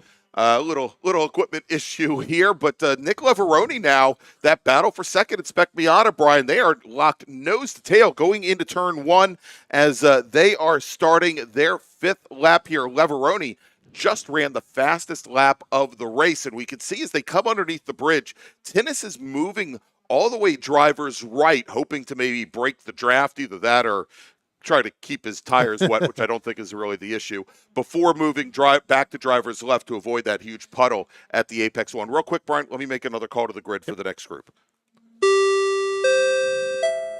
Attention in the paddock, second call to the grid for race group 4, Formula Atlantic, Formula Continental, FE2, Formula X, Prototype 1 and Prototype 2. Please head to the grid. Race group 2, Formula Atlantic, Formula Continental, FE2, FX, P1, and P2 racers, please head to the grid. You know what, I tell you what, Greg, as I'm watching these cars come down the front stretch here, you can see where, the spray is starting to, guys are coming off of that last turn from underneath the bridge, making a dart to the right to try to get, to cool those tires off, those rain tires off pretty quickly, because the main line is really starting to dry out quicker than I thought it would be right now, especially down the front stretch. May not be that way all the way around because you still got a lot of spray, but I tell you what, some of these drivers are starting to make a beeline to the drivers right here. So that's so maybe that is the actual answer here. As we've got now the number 90 machine looking to make a move on the 87, the number 90 car. That is Max Ehrlich trying to find his way back through the field, right behind Ted Miletus as they come down the front straight. Max Ehrlich, who dropped all the way back to 26th position, trying to make a move up into 25th. Tell you what, Nick Leveroni has gotten around Michael Tennis heading down into turn one, and Greg, he's opened up that gap by about 5 car lengths from the previous lap where he was right on the back bumper here. So that's your second and third place. We're waiting for the 0 of Sean Noonan, who is just now coming onto the front stretch. So a pretty big gap between second, third, and fourth. And then right behind that should be the 69 there of Jeremy Butts coming through. But now it looks like Brian Price has gotten around Jeremy Butts for that fifth position. So Brian Price moving up to fifth. Now Jeremy Butts is going to be under attack from the 18 of Zach Ehrlich. Yeah, and so Zach Ehrlich, great run underneath the bridge. He's able to pull right up behind the 69 machine as they go under braking into turn number 1. Getting a report of one of the drivers have gone off trying to figure out what that number is down there. We'll have to see here. All right, Brian, it appears as though we've got one of our flat-out Motorsports machines that is off in the grass. We're trying to get the number right now. It was off over at turn 5. That looks like the 90 again. Yeah, that might be the other Ehrlich machine, Max Ehrlich, who we had just seen pass Miletus there as he is now rejoining, and all that he may have gained, he may find himself back possibly towards the tail end of the field. We had 29 starters in Spec Miata, and he was running 25th at the time. Greg, I'm going to jump back to the B-Spec lead because the B-Spec lead with the 9 of Brandon Lewis just went through turn 1, and he had the William Van Walsum right on his back bumper because they've got a Spec Miata in between them holding up the leader in that B-Spec. The B-Spec got a great run out of the last turn coming down through the start-finish line, and that got held up. So as we look out at turn 4 and turn 5, you should be seeing that battle in that B-Spec coming back down through there, as our overall leader here in SM, Goulart, is just now gone through the start-finish line. So it looks like there'll be one more lap to go here. But there's your battle for B-Spec right there coming through turn 5. And it looks like Van Walsum's going to get a great run on Brandon Jones as they're being held up, Greg. That's right. That white Mini Cooper trying to get underneath the Gulf liveried Ford Fiesta as they head now into the Octopus. Should mention in the battle for second, as both Nick Leveroni and Michael Tinnis were trying to work through traffic. Tinnis now falling almost 10 car lengths back from Leveroni, and he's had 2 Miatas between he and Leveroni when that final lap started. So we'll watch now. As we said, we're on the very last lap for Elvin Goulart, our pole sitter, and Goulart now, he is, I believe, coming out underneath the bridge. Nope, that's the Ethan. 73. That's his son. That's Ethan. So we'll watch for Elvin here in just a moment. But here's that battle in B-Spec. Oh, and for a moment there, it looked like the Mini Cooper trying to get around that Spec Miata coming out of turn 13. Got very, very sideways. He's going to try and take the rim shot around the outside, but he's got still the number. It is the number 168 machine right between he and Brandon Lewis, our B-Spec leader. And the 168 machine, that's Matt Haas, currently running 20th in Spec Miata as they head down into turn 1 on what will now be their last lap, as our leader in Spec Miata is coming out from underneath the bridge and heading towards the checkered flag and taking the win in Spec Miata. Driver of the number 70 machine, it is Elvin Goulart, your winner today. Finishing in second is Michael Tinnis, who gets around Leveroni on the last lap. Yeah, so evidently they must have gotten stacked up back there as they were trying to get through there, because he dropped way back after building up about a 15-car length lead over Michael Tinnis. Yeah, indeed, and there was a lot of traffic between them as well, so Leveroni may be having some problems on that last lap. He's going to take the last step on the podium.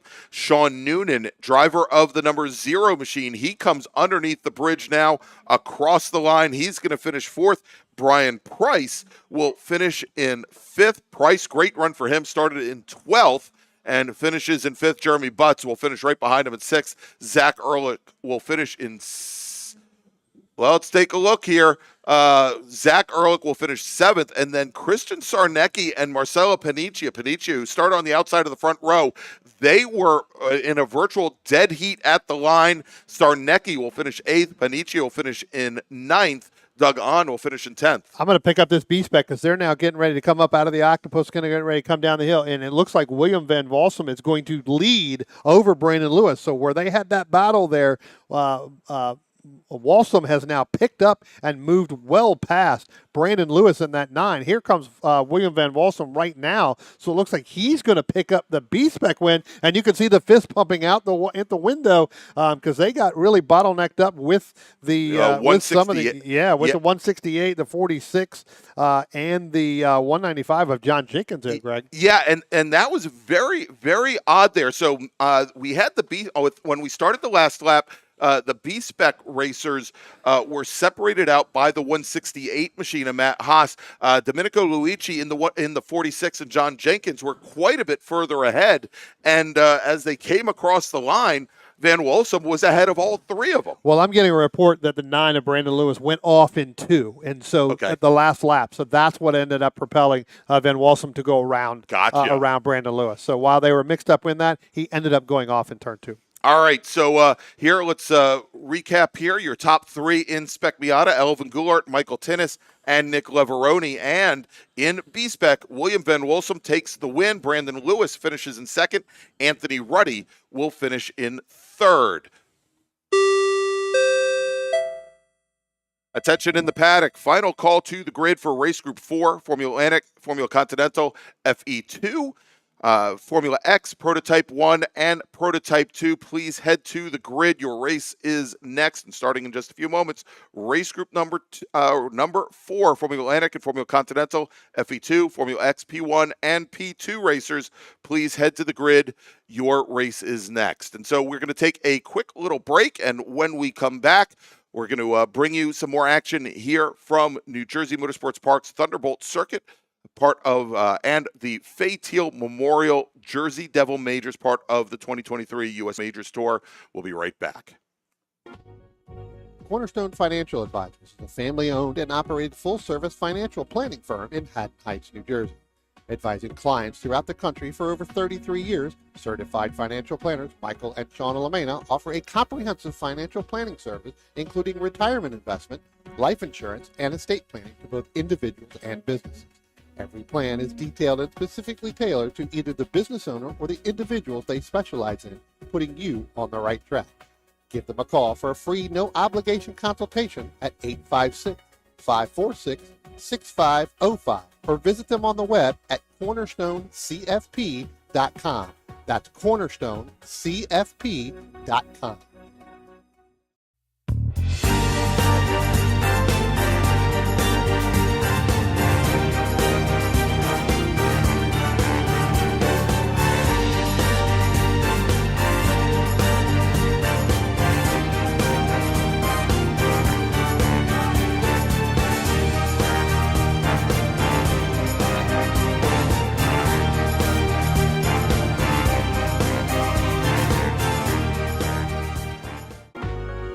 Cornerstone Financial Advisors is a family-owned and operated full-service financial planning firm in Haddon Heights, New Jersey. Advising clients throughout the country for over 33 years, certified financial planners Michael and Shauna Lamena offer a comprehensive financial planning service, including retirement investment, life insurance, and estate planning to both individuals and businesses. Every plan is detailed and specifically tailored to either the business owner or the individuals they specialize in, putting you on the right track. Give them a call for a free, no-obligation consultation at 856-546-6505 or visit them on the web at cornerstonecfp.com. That's cornerstonecfp.com.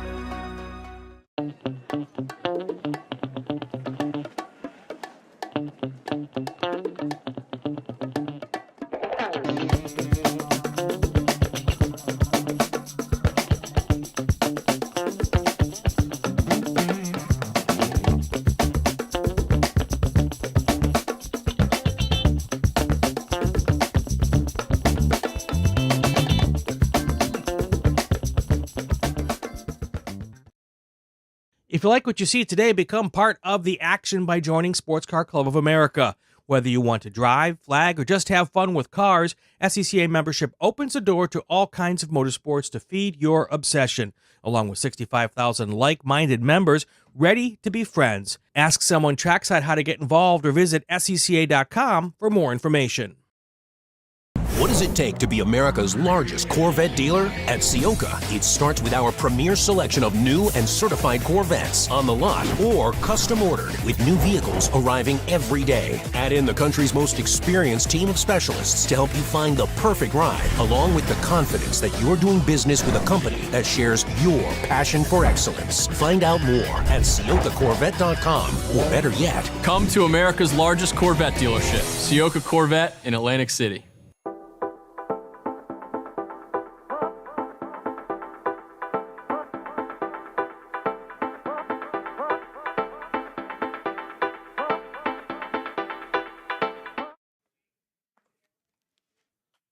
And welcome back. Whoops, let's try that next button again. There we go. Welcome back to New Jersey Motorsports Park's Thunderbolt Circuit and the 2023 Fay Teal Memorial Jersey Devil Majors, part of the U.S. Majors Tour. I'm Greg Ginsberg, along with Brian Donati. And Brian, next up is our second open wheel group of the day. These are our larger formula cars and prototype cars, and they are just about ready to start heading down the pit lane. Let's why don't we run down the starting order? Yeah, I tell you what, our first group here, or our the first group that went out today is probably thinking these guys going, hey, wait a minute, it's not raining now when they went out. All right, let's go ahead. We're supposed to have scheduled 15 starters here, starting in the 15th position from Ranson, West Virginia. In the number 10 of Keith McDonald. Starting in 14th from Longmeadow, Massachusetts, the 0 of James Regan. Starting in 13th from Finksburg, Maryland, the number 33 of Sam Harrington. Starting in the 12th position from Clinton, North Carolina, the 80 of Colin Rackley. Starting in 11th position from Herndon, Virginia, the number 89 of Jamison Huffman. Starting in the 10th position from Clinton, North Carolina as well, the number 79 of Lee Rackley. Starting in the 9th position, and your pole in FE2 from Herndon, Virginia, in the 11 of Justin Huffman.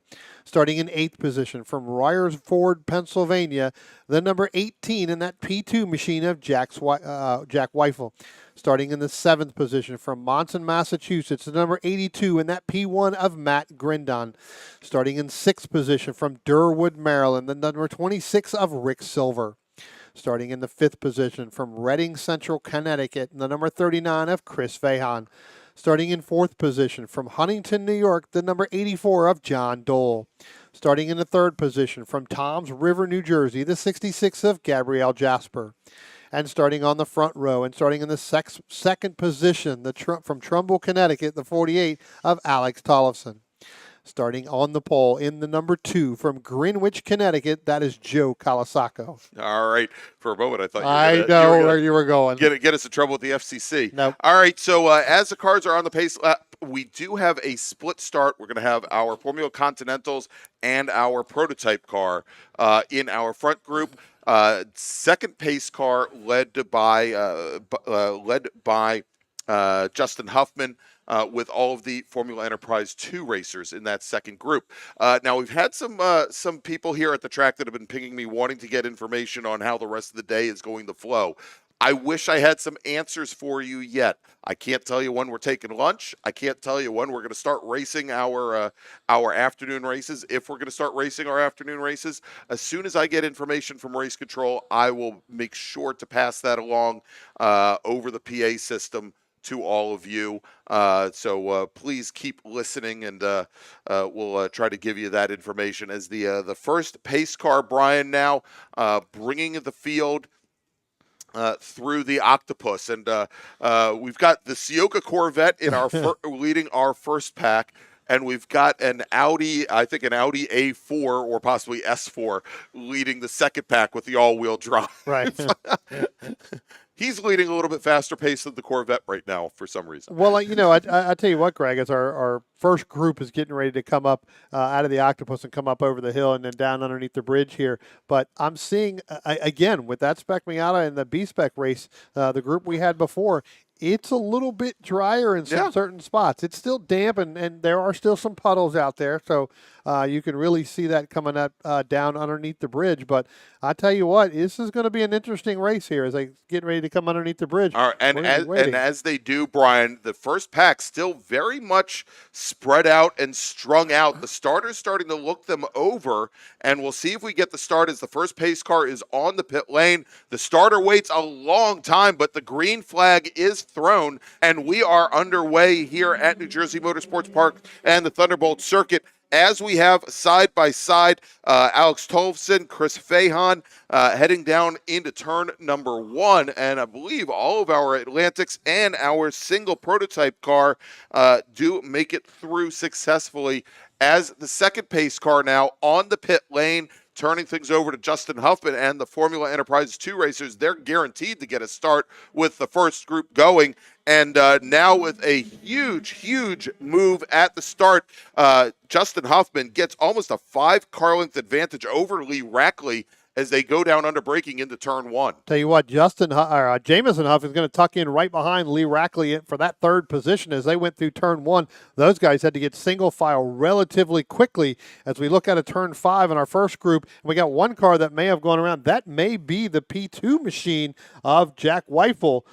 In that 18 machine, I can see the very top of it 8. I'm not 100% sure, but that's exactly what that does look like. Yeah, that indeed, that is the Radical of Zweifel that has gone around the number 18 machine out of Royersford, Pennsylvania. only driver in the class today. So although it's going to hurt him for overall position in the whole scheme of things, not a big deal there, although I'm sure he's not too happy with himself as our Formula Continentals now come through turn 5 and head down into the Octopus, and it is still the blue machine, the number 11 of Justin Huffman, your leader there. Tell you what, one of the last cars to get through turn 5, I believe, was the 10 there of Keith McDonald there. Here comes our overall leaders now, going to be led by Gabrielle Jasper. Alex Tollefson is going to be second. Then Chris Fayon is going to be third. And that's in your Formula Continental race, Craig. Yeah, and Rick Silver gets moves up in the 4th position, gets around Rick Dole here as we've got already Justin Huffman now opening up, I'd say probably a good 30 car length advantage as he comes under the bridge over the rest of the FE2 field, as we now have sitting right back behind our second place runner Lee Rackley. Colin Rackley has gotten around Jamison Huffman. So the 79 car second in FE2, the 80 car third. Real quick, Brian, let me make another call to first call to the grid for our next group. Attention in the paddock, first call to the grid for race group 5. American Sedan, GT1, 2, and 3, GTX, STU, T1, T2, and T3. Please head to the grid. Race group 5, American Sedan, GT1, 2, and 3, GTX, STU, T1, T2, and T3. Please head to the grid. Tell you what, Greg, as they were coming by in the last time, one of the things I'm noticing, a difference between when we had our SM car, here comes that Radical going to go side by side there with one car, thought better of it, is as you look out our window here to our left, we didn't see this as much in the Spec Miata in the B-Spec, was all of the water that is right on the exit of turn 5. Yes. Now it seems like there's a ton of water there that these cars are starting to hit. So we should mention that Justin Huffman, our FE2 leader, had the fastest lap on the very first lap. We'll see if that changes. It has not changed yet. But what we saw going side by side with the Radical, that was Colin Rackley, who was running third in FE2. There is a great battle going on right now between Jamison Huffman and Sam Harrington for the 4th spot in FE2. We're going to see them coming around here in just a moment as our leaders in Formula Continental cross the stripe. Now here's the one big story here is Justin Huffman. As he crosses the stripe, he's now moved up to 6th overall. And here is that battle right now. The battle for second in Formula Enterprises 2, Lee Rackley and Colin Rackley. They were practically nose to tail or probably not nose to tail. They were practically nose to nose as they crossed the line. Only 32 thousandths of a second separating that battle for second. Yeah, and I tell you what, that battle for 4th and 5th there between Harrington and Jamison Huffman, they were side by side, right behind Jack Zeifel in that prototype car there. So they really had no room to go. We'll have to look out our window here to see if we get to turn 4 and turn 5, see if they're able to get single file, because like I said, they were side by side going to turn 1, trying to figure out how they could get by that machine. All right, and here they come down into turn number 5, and appears as though looks as though Colin Rackley has managed to get ahead of Lee Rackley. We'll double check on that in just a moment. Mike Pepitone in the number 58 Formula Continental, he has now fallen back behind Jack Zweifel and the prototype machine to move Pepitone down into, I believe, 11th overall, and he is currently running 6th in Continental as Alex Tollefson has just reset fast lap. Yeah, I tell you what, a couple laps ago, Greg, we also had the 41 Theo Peps. He was on pit lane here coming into the crew and then turned around and went back out. Here comes your leader in FE2, Justin Huffman. Again, another fast lap there. Here comes the 26 now. That's Rick Silver. That's 5th place in Formula Continental. The next car by is the Colin Rackley. So give Colin Rackley 2nd place in Formula Enterprise 2, and then Lee Rackley, that's going to be 3rd. So Colin opening up over Lee. Now Jamison Huffman is starting to open up by about 1.1 seconds over Sam Harrington. That's 4th and 5th. All right, and Justin Huffman on his 3rd flying lap. Brian has reset fast lap of the race, turns in a 140.559.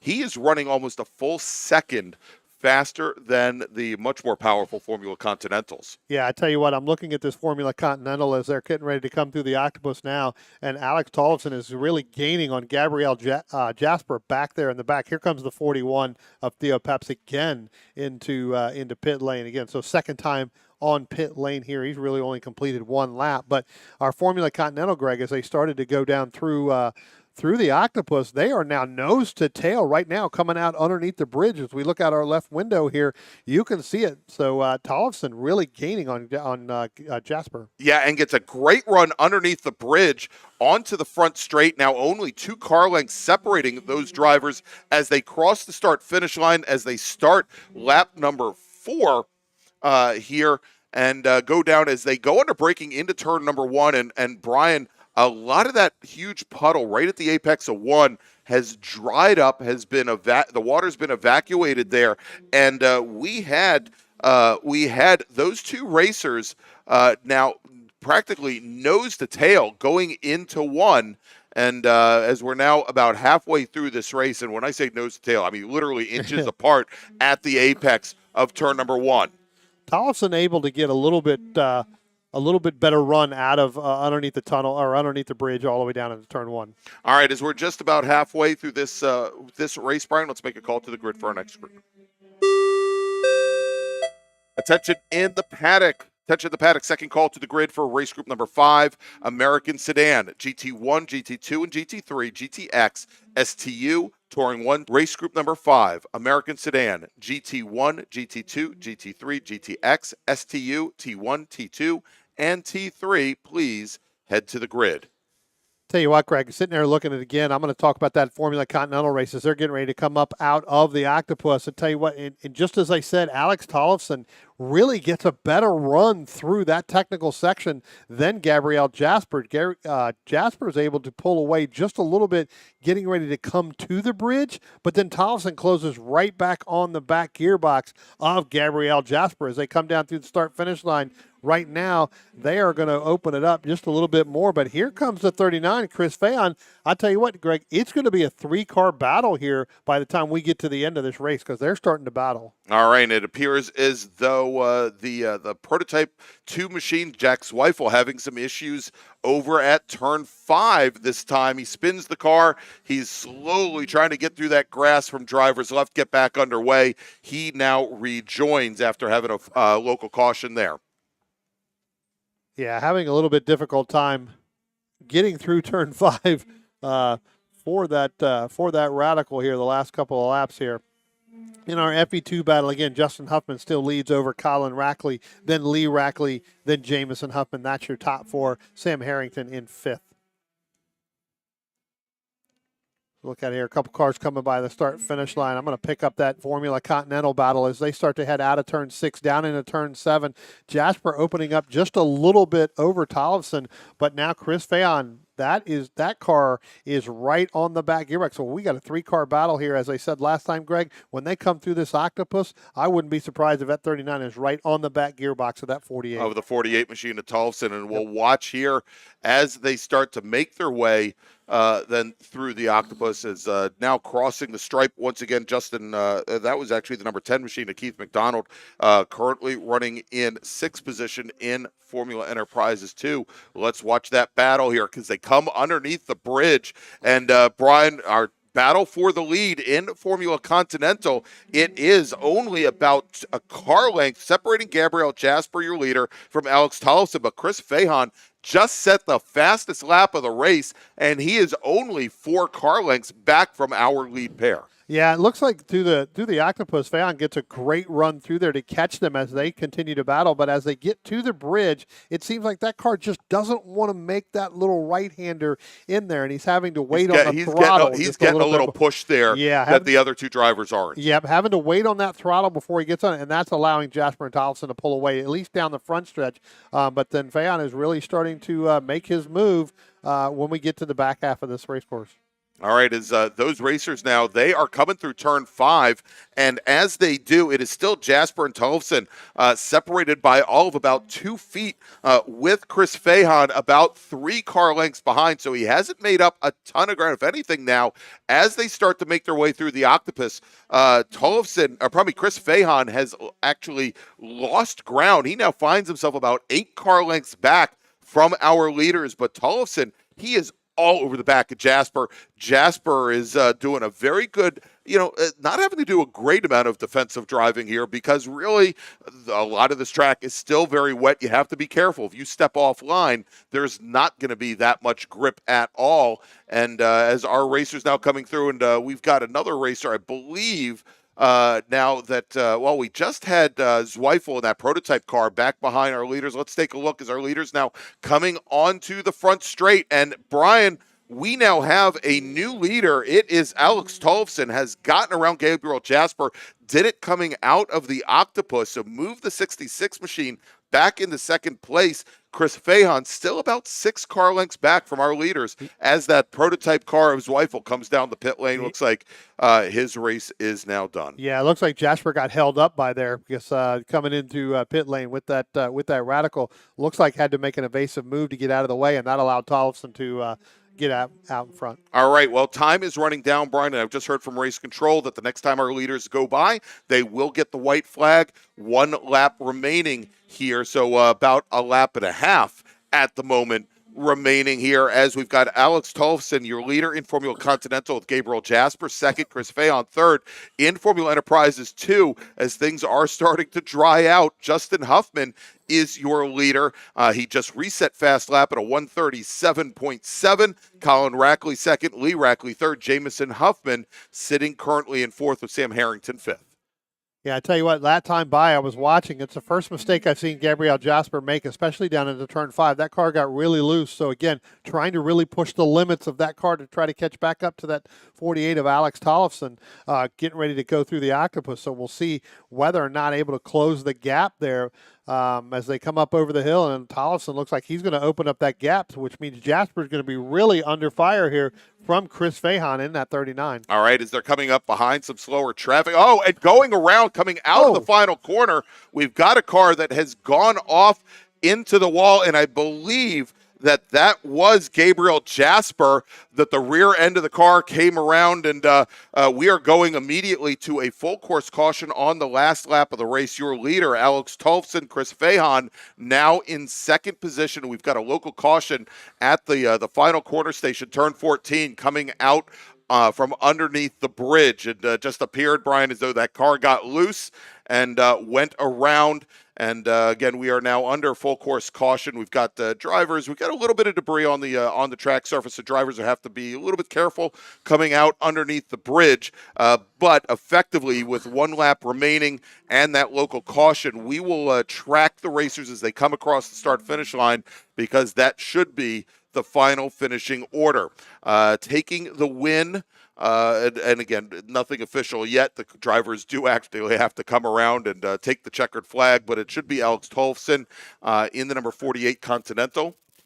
We are getting a thumbs up from the driver there, so I can see that through the window and through the binoculars. So. Yeah, that is very, very good. So Tollefson and Fahan will be first and second, and John Dole will finish third in Formula Continental. Justin Huffman, who started off obviously much further back in the field. He was your pole sitter for our second group.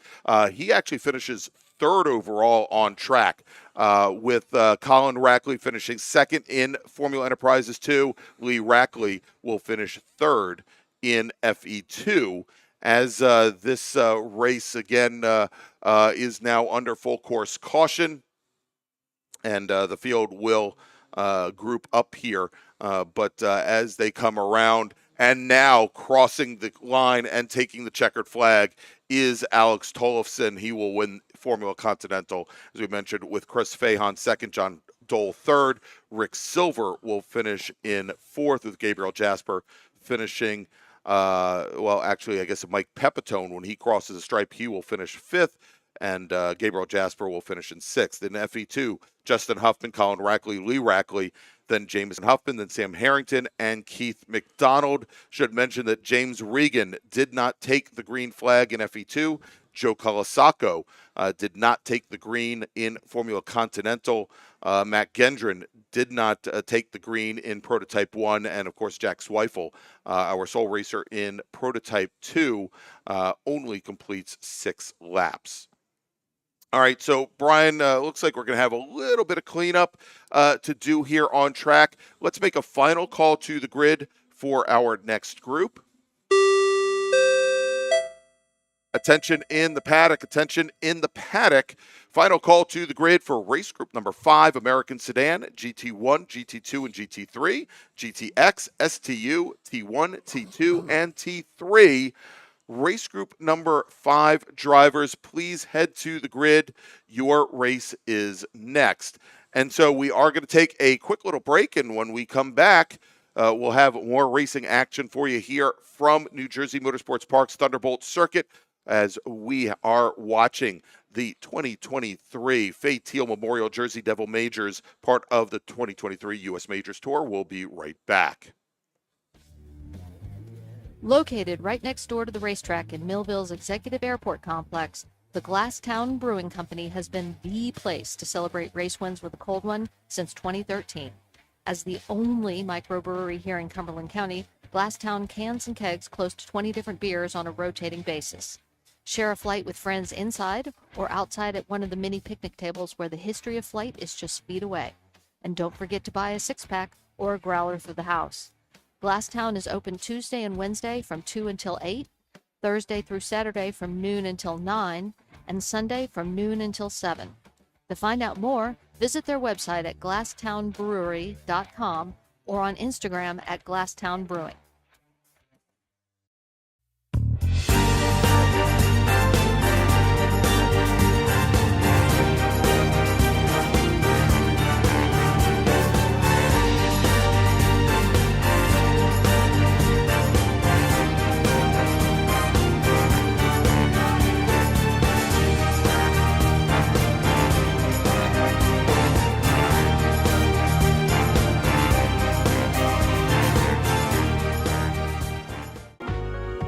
Cornerstone Financial Advisors is a family-owned and operated full-service financial planning firm in Haddon Heights, New Jersey. Advising clients throughout the country for over 33 years, certified financial planners Michael and Shauna Lamena offer a comprehensive financial planning service including retirement investment, life insurance, and estate planning to both individuals and businesses. Every plan is detailed and specifically tailored to either the business owner or the individuals they specialize in, putting you on the right track. Give them a call for a free, no-obligation consultation at 856-546-6505 or visit them on the web at cornerstonecfp.com. That's cornerstonecfp.com.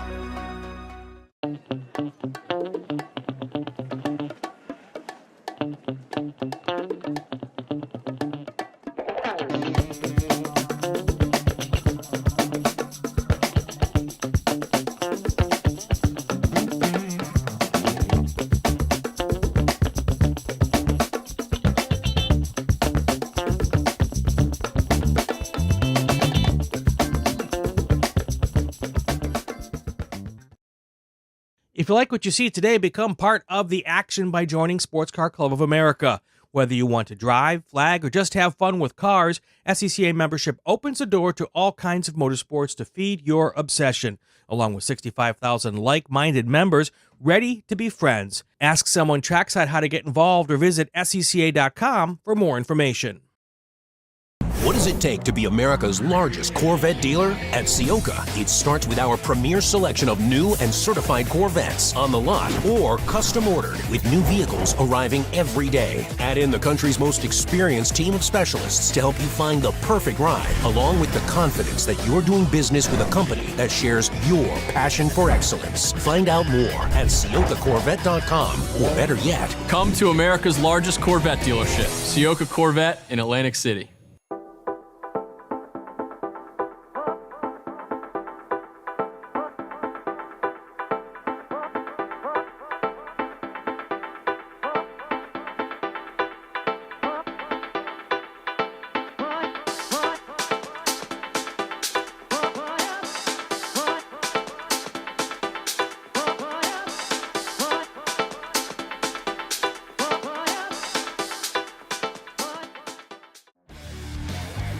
Located right next door to the racetrack in Millville's Executive Airport Complex, the Glasstown Brewing Company has been the place to celebrate race wins with a cold one since 2013. As the only microbrewery here in Cumberland County, Glasstown cans and kegs close to 20 different beers on a rotating basis. Share a flight with friends inside or outside at one of the many picnic tables where the history of flight is just feet away. And don't forget to buy a six-pack or a growler for the house. Glasstown is open Tuesday and Wednesday from 2 until 8, Thursday through Saturday from noon until 9, and Sunday from noon until 7. To find out more, visit their website at glasstownbrewery.com or on Instagram at Glasstown Brewing.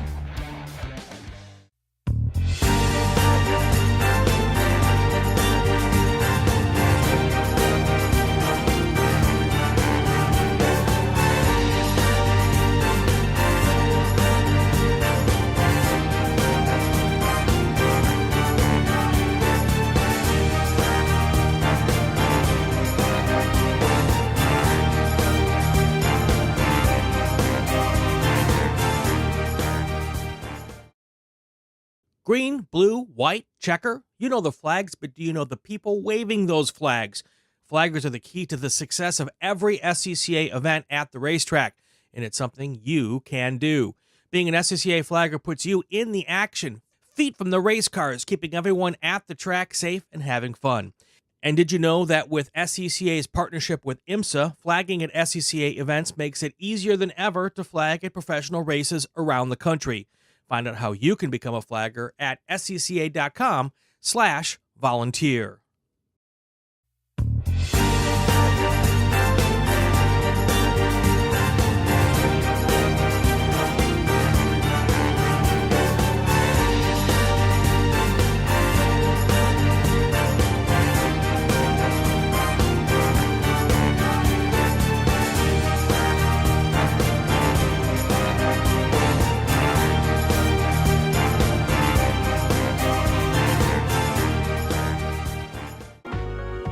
Cornerstone Financial Advisors is a family-owned and operated full-service financial planning firm in Haddon Heights, New Jersey.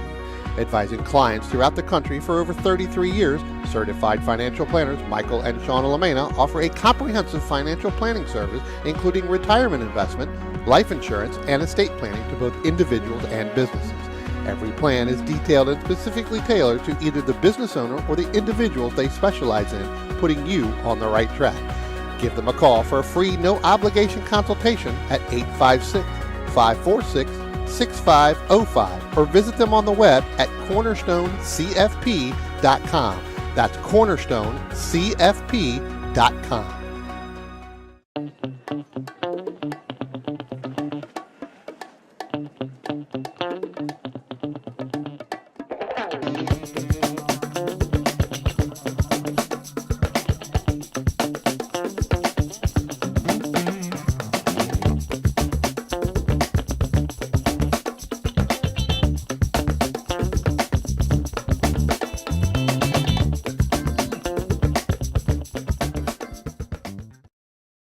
If you like what you see today, become part of the action by joining Sports Car Club of America. Whether you want to drive, flag, or just have fun with cars, SCCA membership opens the door to all kinds of motorsports to feed your obsession, along with 65,000 like-minded members ready to be friends. Ask someone trackside how to get involved or visit scca.com for more information. What does it take to be America's largest Corvette dealer? At Ciocca, it starts with our premier selection of new and certified Corvettes on the lot or custom ordered with new vehicles arriving every day. Add in the country's most experienced team of specialists to help you find the perfect ride, along with the confidence that you're doing business with a company that shares your passion for excellence. Find out more at CioccaCorvette.com, or better yet, Come to America's largest Corvette dealership, Ciocca Corvette in Atlantic City.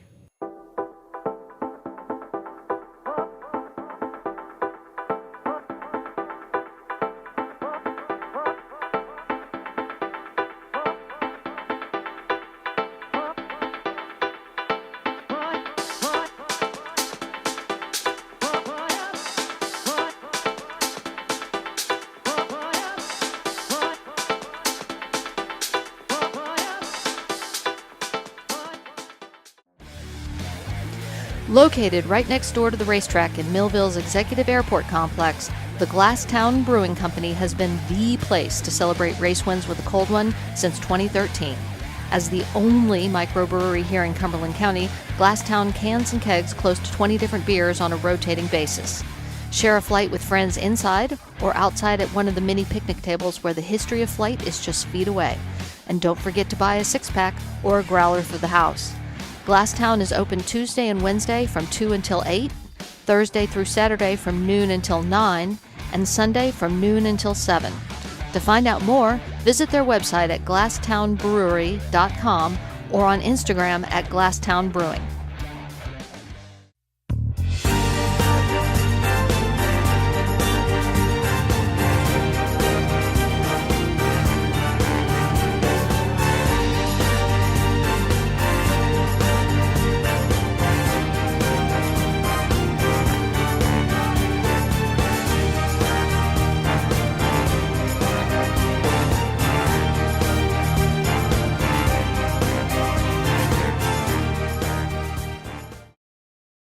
Green, blue, white, checker. You know the flags, but do you know the people waving those flags? Flaggers are the key to the success of every SCCA event at the racetrack, and it's something you can do. Being an SCCA flagger puts you in the action, feet from the race cars, keeping everyone at the track safe and having fun. And did you know that with SCCA's partnership with IMSA, flagging at SCCA events makes it easier than ever to flag at professional races around the country? Find out how you can become a flagger at scca.com/volunteer.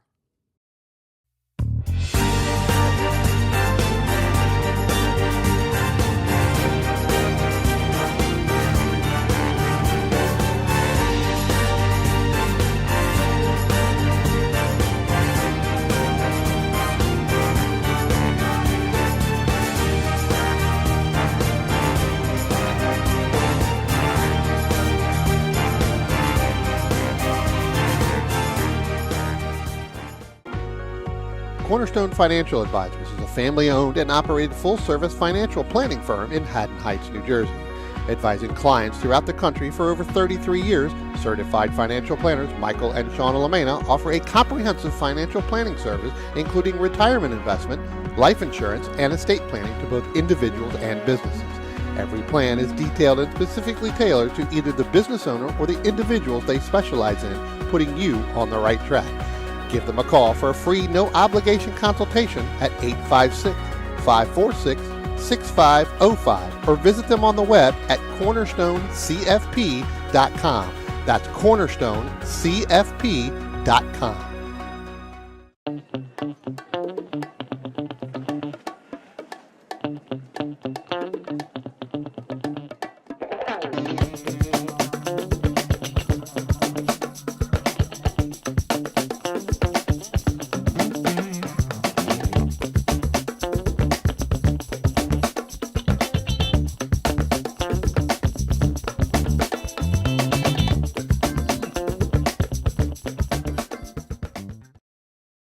If you like what you see today, become part of the action by joining Sports Car Club of America.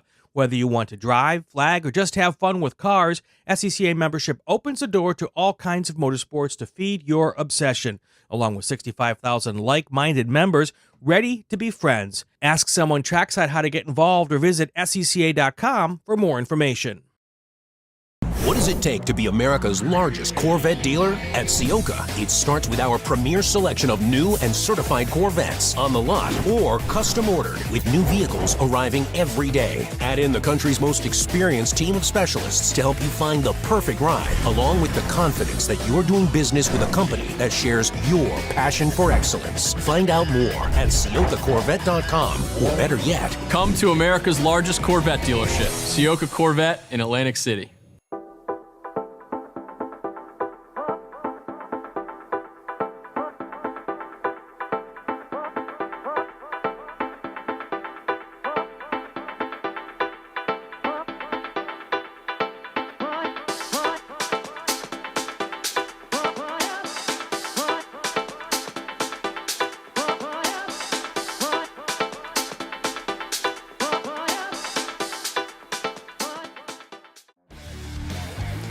Located right next door to the racetrack in Millville's Executive Airport Complex, the Glasstown Brewing Company has been the place to celebrate race wins with a cold one since 2013. As the only microbrewery here in Cumberland County, Glasstown cans and kegs close to 20 different beers on a rotating basis. Share a flight with friends inside or outside at one of the mini picnic tables where the history of flight is just feet away. And don't forget to buy a six-pack or a growler for the house. Glasstown is open Tuesday and Wednesday from 2 until 8, Thursday through Saturday from noon until 9, and Sunday from noon until 7. To find out more, visit their website at glasstownbrewery.com or on Instagram at Glasstown Brewing.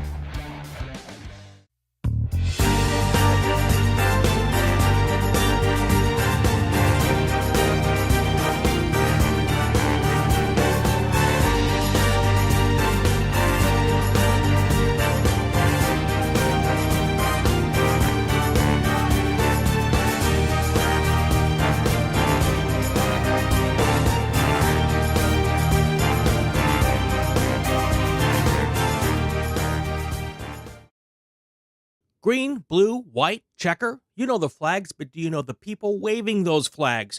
Flaggers are the key to the success of every SCCA event at the racetrack, and it's something you can do. Being an SCCA flagger puts you in the action, feet from the race cars, keeping everyone at the track safe and having fun.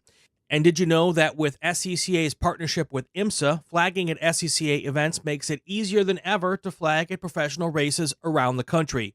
Find out how you can become a flagger at scca.com/volunteer.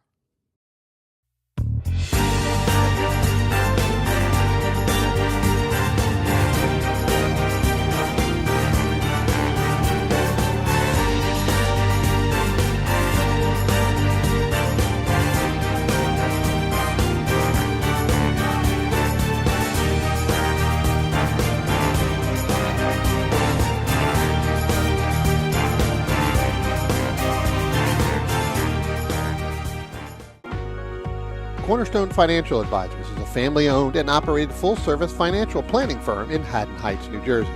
Advising clients throughout the country for over 33 years, certified financial planners Michael and Shauna Lamena offer a comprehensive financial planning service including retirement investment, life insurance, and estate planning to both individuals and businesses.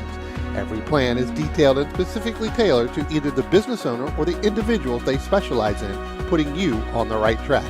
Give them a call for a free, no-obligation consultation at 856-546-6505 or visit them on the web at cornerstonecfp.com. That's cornerstonecfp.com.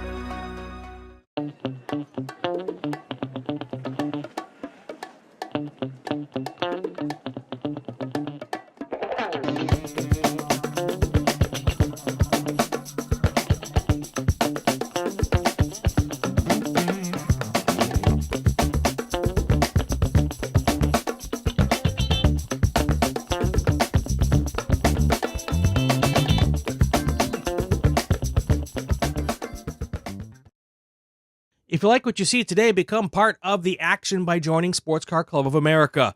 Whether you want to drive, flag, or just have fun with cars, SCCA membership opens the door to all kinds of motorsports to feed your obsession, along with 65,000 like-minded members ready to be friends. Ask someone trackside how to get involved or visit scca.com for more information. What does it take to be America's largest Corvette dealer? At Ciocca, it starts with our premier selection of new and certified Corvettes on the lot or custom ordered with new vehicles arriving every day. Add in the country's most experienced team of specialists to help you find the perfect ride, along with the confidence that you're doing business with a company that shares your passion for excellence. Find out more at CioccaCorvette.com, or better yet, Come to America's largest Corvette dealership, Ciocca Corvette in Atlantic City.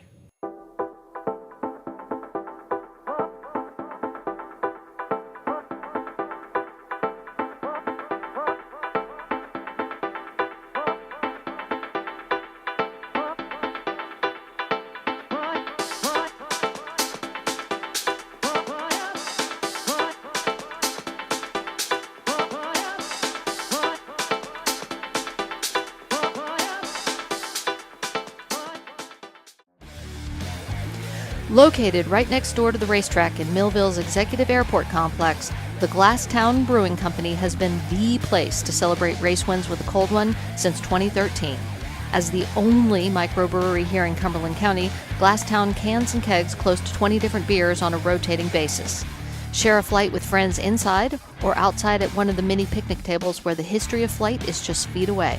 And don't forget to buy a six-pack or a growler for the house. Glasstown is open Tuesday and Wednesday from 2 until 8, Thursday through Saturday from noon until 9, and Sunday from noon until 7.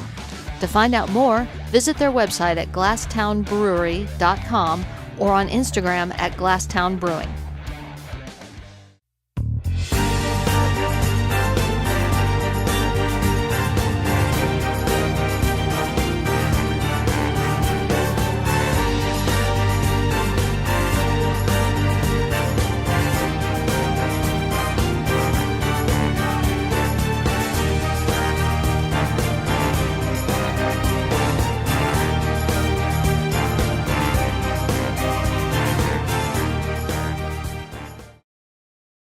Green, blue, white, checker. You know the flags, but do you know the people waving those flags? Flaggers are the key to the success of every SCCA event at the racetrack, and it's something you can do. Being an SCCA flagger puts you in the action, feet from the race cars, keeping everyone at the track safe and having fun. And did you know that with SCCA's partnership with IMSA, flagging at SCCA events makes it easier than ever to flag at professional races around the country? Find out how you can become a flagger at scca.com/volunteer.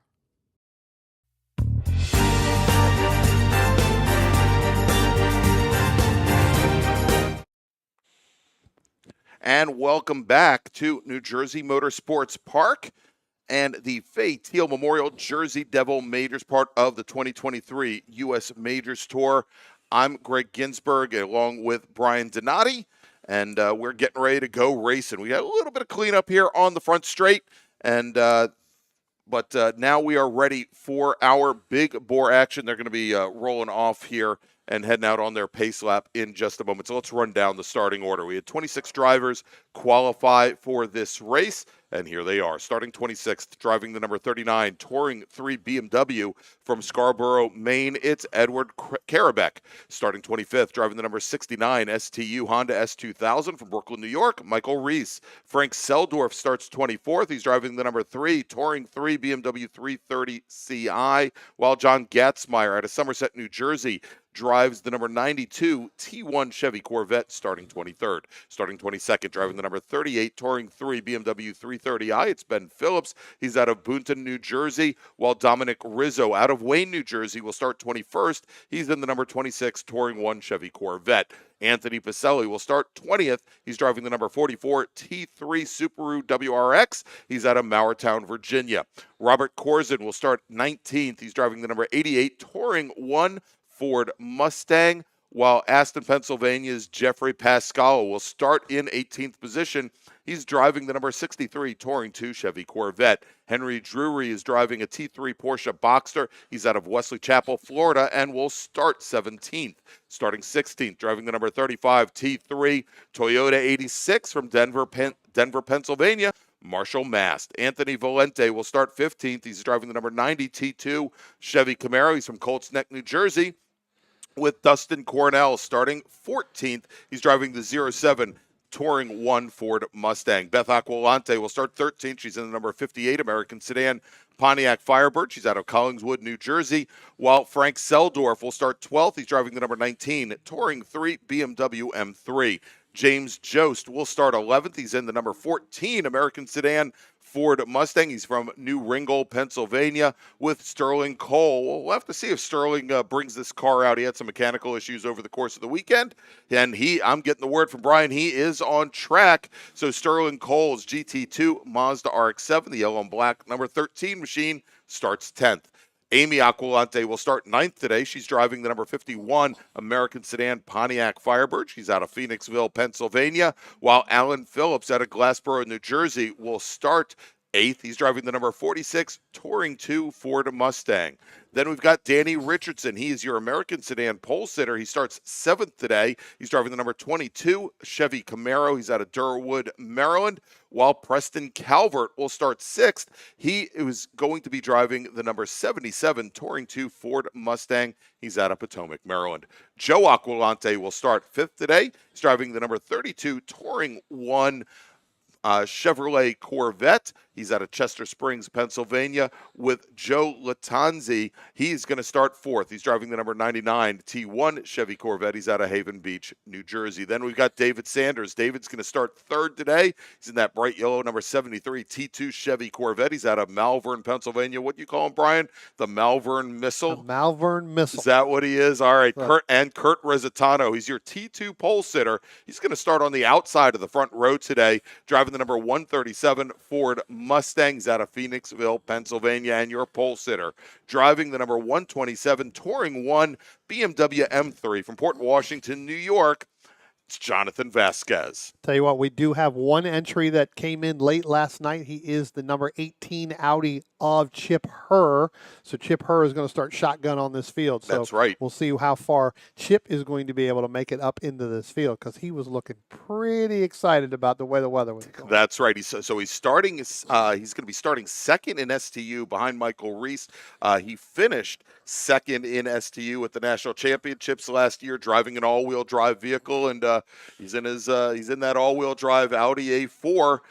Might be good time and good weather for him. A little ribbing going on from what I hear between him and Mr. Richardson. So we'll have to see whether or not Danny holds off that. Again, not even racing for class, but you know how when friends get together, you get a little ribbing, especially racing in the rain. So we'll see how that is. Again, pretty damp track. I'm not going to call this wet right now, other than over in probably turn 4 and turn 5, you know, where we saw earlier on with those puddles, Greg. But I tell you what, right now the front stretch is damp. There are some areas that look like they are starting to dry out. So as this race goes on, as they're coming up over the hill out of the Octopus here, getting ready to come up underneath the bridge, we'll have to see how quickly this dries out. As it looks like our first 4 or 5 rows there are kind of bunched up, and then we got a little bit of a gap there. Here comes the last of it, so they should all be getting there, getting ready for the start of this race. All right, and the field definitely starting to tighten up as they come to the bridge. Leaders are past the bridge on the front street, and green flag is in the air, and we are underway. Jonathan Vasquez falling just a bit behind the 137 of Kurt Rezatano as they make the run down into turn 1, and we know he loves the rain, Brian, and we already have our American sedan pole sitter, Danny Richardson, working his way up at the 3rd position as they get into turn number 1 here for the first time. I tell you what, Greg, the driver that got the start right now is that Sterling Cole in that GT2 machine. We talked about him having some problems yesterday. He did not have a problem on that start. They went 3 wide, almost 4 wide into turn 1. He was down almost right at the rumble strips going into turn 1, was able to make that stick through there. We'll see as they come back through here in turn 4 and turn 5 right now, getting there, if he's still there. And it does look like he's going to move up. He's sitting in 3rd position right now. He's sitting in 5th position right now, taking the wide line through turn 5. So it looks like he's going to go 2 wide with Kurt Rezatano there in that 137 headed up out of turn 6. All right, yeah, and interesting there to watch that Mazda. Probably the advantage that he had was the lack of torque from that rotary motor allowed him to actually get running. The other thing is the inside lane led by our pole sitter Vasquez really fell back considerably from Kurt Rezatano at the start. It looks like Rezatano had a wonderful jump there when the green flag came out, and that gave Danny Richardson the advantage coming down the inside, and it is Kurt Rezatano and Danny Richardson. Those 2 drivers have really separated themselves out from the rest of the field. They're coming under the bridge now for the first time, and Rezatano, who's in that Ford Mustang, the rear end getting a little loose, coming underneath the bridge, completes lap number 1, running just about 5 car lengths back from him is Danny Richardson, and then side by side, look at this, starting at the tail end of the field, at the tail end of about a 26, 27 car field, Chip Herr is now all the way up to 3rd position as he has leapfrogged about 20 cars on the opening lap. Brian, I wish we had our cameras running, but what I want to see is Chip Herr's in car after that lead lap. Yeah, I tell you what, it is going to be interesting to see whether or not he's going to be able to catch, our front two leaders there with Resitano and Daniel Richardson. But you're right, all the way up into third place in that Audi. They just went through turn 5 right now. Here comes Chip Herr now, so he's going through turn 5. So I tell you what, Greg, that car is sticking to this racetrack relatively well in a damp, almost wet to damp condition in certain spots, and he is starting to catch that front two. Yeah, and so when they came under the bridge to complete lap number 1, he was, I'd say was nose up on Frank Seldorf's BMW, maybe had a half a car length advantage. As they came through turn 5 and start to head to the Octopus, that had grown to about 15 car lengths. So you could tell that Chip Herr definitely on the march with that Audi. He is now your STU leader, right? As the rest of the field now coming out of the Octopus, coming underneath the bridge, and I'm telling you, Resitano is pushing that Mustang for the second time. The rear end just steps out on him as he tries to get on the throttle at corner exit onto the front straight, but for the second lap in a row, he is your leader. Danny Richardson leads American Sedan. He is second. Chip Herr leads STU. He is third. Frank Seldorf is our T3 leader. He now runs in fourth. And David Marshall Mast in the Toyota 86. He is now moved up to second in T3. He is about 15 car lengths back from Seldorf, but that last time by, Seldorf was about 2 seconds faster, but Amy Aquilante now running second in American Sedan. She moves up to sixth overall. She's having a great run as well. Yeah, all of those cars, they do really well. Pretty good rain racers, right? You've got a lot of cars in this group, or a lot of drivers, not cars.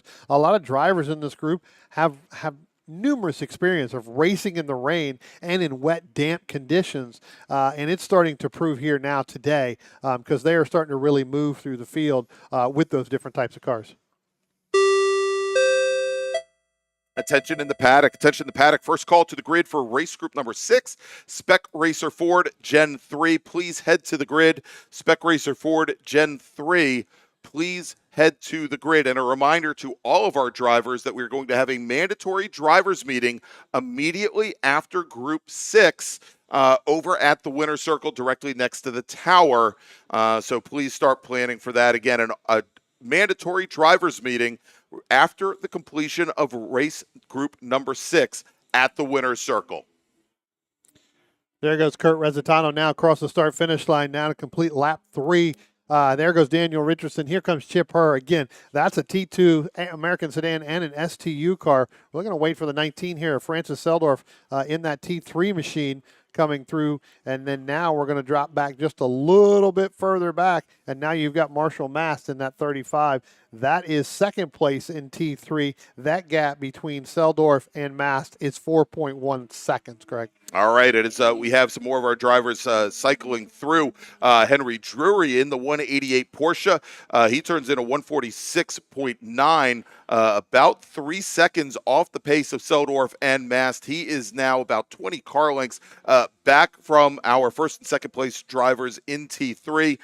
Ben Phillips comes across the line. He is in fourth. Anthony Pacelli, another all-wheel drive machine, currently running fifth in Touring 3. In Touring 2, Alan Phillips in the number 46 machine. Phillips, who started 8th in the field in his Ford Mustang.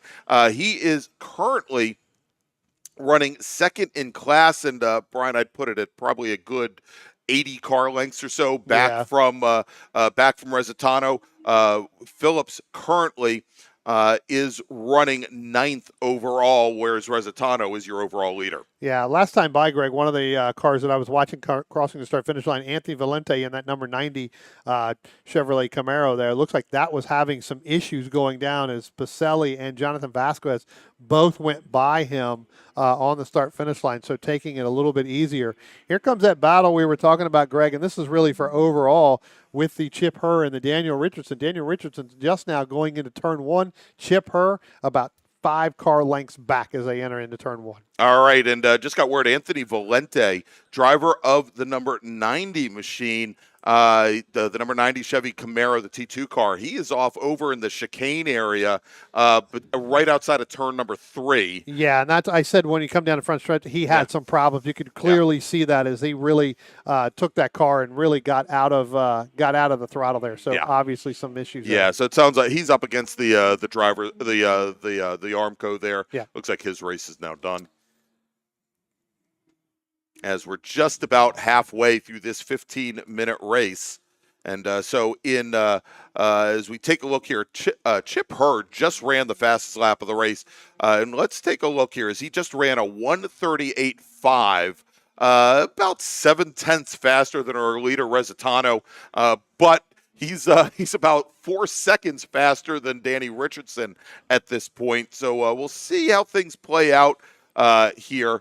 We may have a new second place runner. Matter of fact, as they're coming through the Octopus right now, Chip Hurd is right on the back bumper of Danny Richardson's Camaro here in the battle for second. And they are now alongside as they come out of the light bulb going through 13. Hurd takes a look to the inside, gets back behind Richardson. And, you said, Brian, before this race, there was a lot of smack talk going on. But Hurd with a great run out of the final corner. They are alongside as they cross the start-finish line. And as they come into turn 1, under braking, Chip Hurd is able to get around Danny Richardson. So he started off here. We had 19 starters. So he started 19th in the field.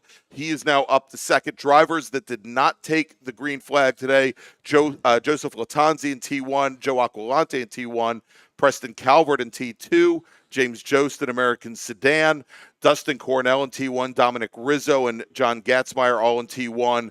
And then actually Michael Reese, the only other STU car, the STU Honda S2000 driver, did not take the green flag either. Yep.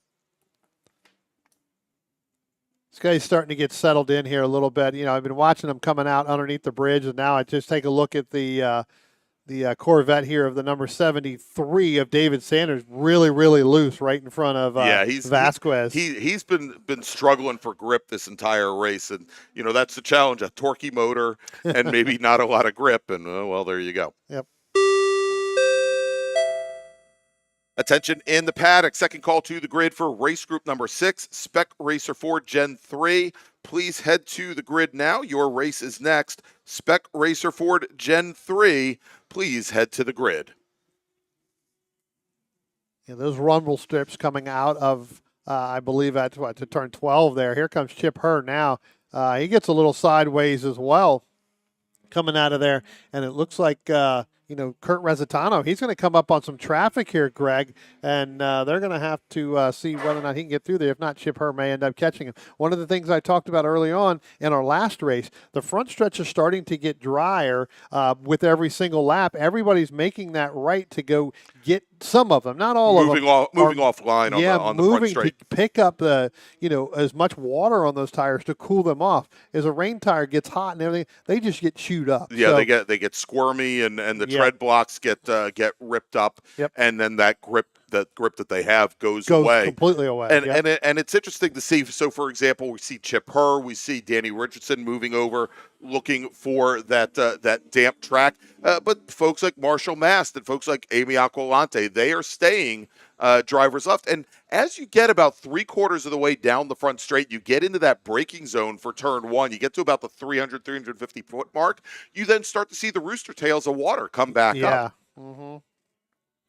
Here comes Jonathan Vasquez in that 127. Again, not a really good start for him today. He was your overall sitting on the pole there. Yeah. But he has now gone around David Sanders in that 73 Corvette machine, going up into turn 1. Yeah, finds himself in 12th position and, just had a lot of trouble get the power down initially. And those BMWs, which are, they've got a very wide track considering their length, just did not have the grip early on. As Kurt Resitano, driver of the number 137 machine, he completes lap number 7. And the gap now to Chip Hurd, who just crosses the stripe, about 7 seconds. Yeah, about 7 seconds there going through there. Here comes Daniel Richardson now. That's your third place overall in your American Sedan leader. So that's about another 8 seconds back there, 15 seconds from Kurt Resitano back to Richardson. So, again, another good race. All three of those drivers have really good and a lot of experiences. It looks like we have the 90 down there in turn 5. I believe, getting ready to make it. Looks like he tried to get it started and move, Greg. And Brian, and he is on the track surface, and we are going to a full course caution there. And indeed, that is the number 90 Chevy Camaro. So that is, and you'll have to excuse me, all of a sudden I forgot who that actually is. That is Valente. Valente. That is, Anthony Valente. Yep. So we're going to full course caution. That is going to tighten things up. But here's the other thing: we're under 3 minutes. Yeah. And actually, now we're getting the word we are going to end this race. Checkered flag is going to come out the next time Kurt Resitano comes by, or our lead car, if it's not Kurt Resitano, which would be Chip Herr, the next time by. So we'll see that. We're going to have an early end of this race with that machine dead stick on the pavement there with the waving yellow flag at 12. And I believe that our leader Resitano coming into the light, into the octopus now. So coming through 13 actually now, and this is going to be the closest Chip Herr has been to our leader Resitano. But Resitano coming under the bridge now onto the front straight, and he is going to take the checkered flag at a reduced rate of speed. Kurt Resitano, your winner. Chip Herr, he pulls up to right to the door of Resitano as he crossed the stripe. Margin of victory, 0.2 of a second there. But, of course, he could not pass under yellow. Resitano, your winner in Touring 2. Chip Herr, your winner in STU. And Danny Richardson, your winner in American Sedan. Frank Seldorf crosses the stripe. He's going to take the win in Touring 3 with Marshall Mast finishing second in Touring 3. And we should have, I think Amy Aquilante should be our next racer. And she comes out from underneath the bridge onto the front straight, Amy Aquilante. She's going to finish second in American Sedan. Coming across the line with a big fireball to announce his presence, Sterling Cole, our sole driver in GT2. He's going to finish 7th overall. Henry Drury crosses the line. He's going to take the last podium position in Touring 3. The Porsche Boxster driver coming in third in T3 ahead of Ben Phillips, who finishes just off the podium in that class. Alan Phillips now in the number 46 T2 American, probably the T2 Mustang. He is going to finish second in class, with David Sanders taking the bronze, finishing third in Touring 2. And I think that leaves us, Brian, with one class, and that's Touring 1. And I believe that's going to be Jonathan Vasquez all the way down in 12th overall, going to pick up that win. Yep, Vasquez takes the win in Touring 1. Robert Corzin in the Ford Mustang, the Burgundy Mustang, I believe he is, he has not crossed the stripe yet. Right there. But there he does. Yep. Finishing second in Touring 1 is going to be Robert Corzin. And the finishing third, but only completing, I think, those are the only two T1 machines that actually took the green flag today, because Joseph Latanzi did not start the race. All right, so there you go. In T1, Vasquez, Corzin, Latanzi. In T2, Resitano, Phillips, and Sanders. In T3, Frank Seldorf, Marshall Mast, Henry Drury. In STU, Chip Herr, your sole racer in the class. In GT2, Sterling Cole, your sole racer in the class. And in American Sedan, Danny Richardson, Amy Aquilante, and Beth Aquilante. That's your field. So let's make a final call to the grid for our next group. Attention in the paddock. Attention in the paddock. Final call to the grid for race group number 6, Spec Racer Ford Gen 3. Please head to the grid now. Your race is next. Spec Racer Ford Gen 3 racers, please head to the grid. Your race is next. So, Brian, with that, we're going to take a quick break. Going to thank some of our partners and sponsors that are bringing you the 2023 edition of the Fay Teal Memorial Jersey Devil Majors here at New Jersey Motorsports Park's Thunderbolt Circuit. We'll be right back. Located right next door to the racetrack in Millville's Executive Airport Complex, the Glasstown Brewing Company has been the place to celebrate race wins with a cold one since 2013. As the only microbrewery here in Cumberland County, Glasstown cans and kegs close to 20 different beers on a rotating basis.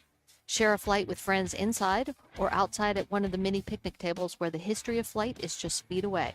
And don't forget to buy a six-pack or a growler for the house. Glasstown is open Tuesday and Wednesday from 2 until 8, Thursday through Saturday from noon until 9, and Sunday from noon until 7. To find out more, visit their website at glasstownbrewery.com or on Instagram at Glasstown Brewing.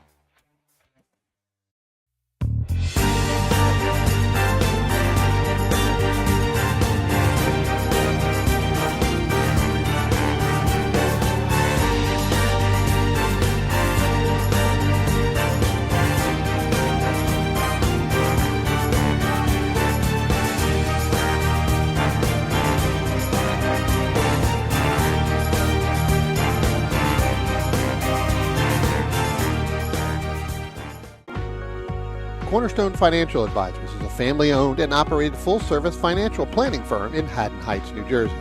Advising clients throughout the country for over 33 years, certified financial planners Michael and Shauna Lamena offer a comprehensive financial planning service including retirement investment, life insurance, and estate planning to both individuals and businesses. Every plan is detailed and specifically tailored to either the business owner or the individuals they specialize in, putting you on the right track. Give them a call for a free, no-obligation consultation at 856-546-6505 or visit them on the web at cornerstonecfp.com. That's cornerstonecfp.com.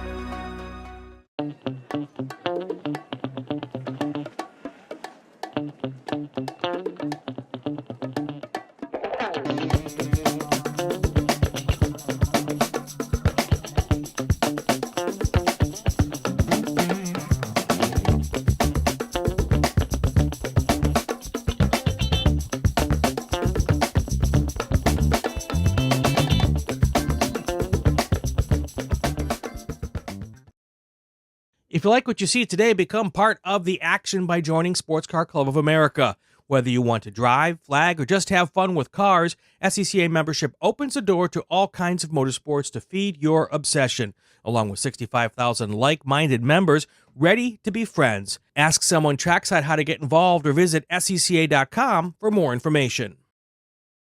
What does it take to be America's largest Corvette dealer? At Ciocca, it starts with our premier selection of new and certified Corvettes on the lot or custom ordered with new vehicles arriving every day. Add in the country's most experienced team of specialists to help you find the perfect ride, along with the confidence that you're doing business with a company that shares your passion for excellence. Find out more at CioccaCorvette.com, or better yet, Come to America's largest Corvette dealership, Ciocca Corvette in Atlantic City.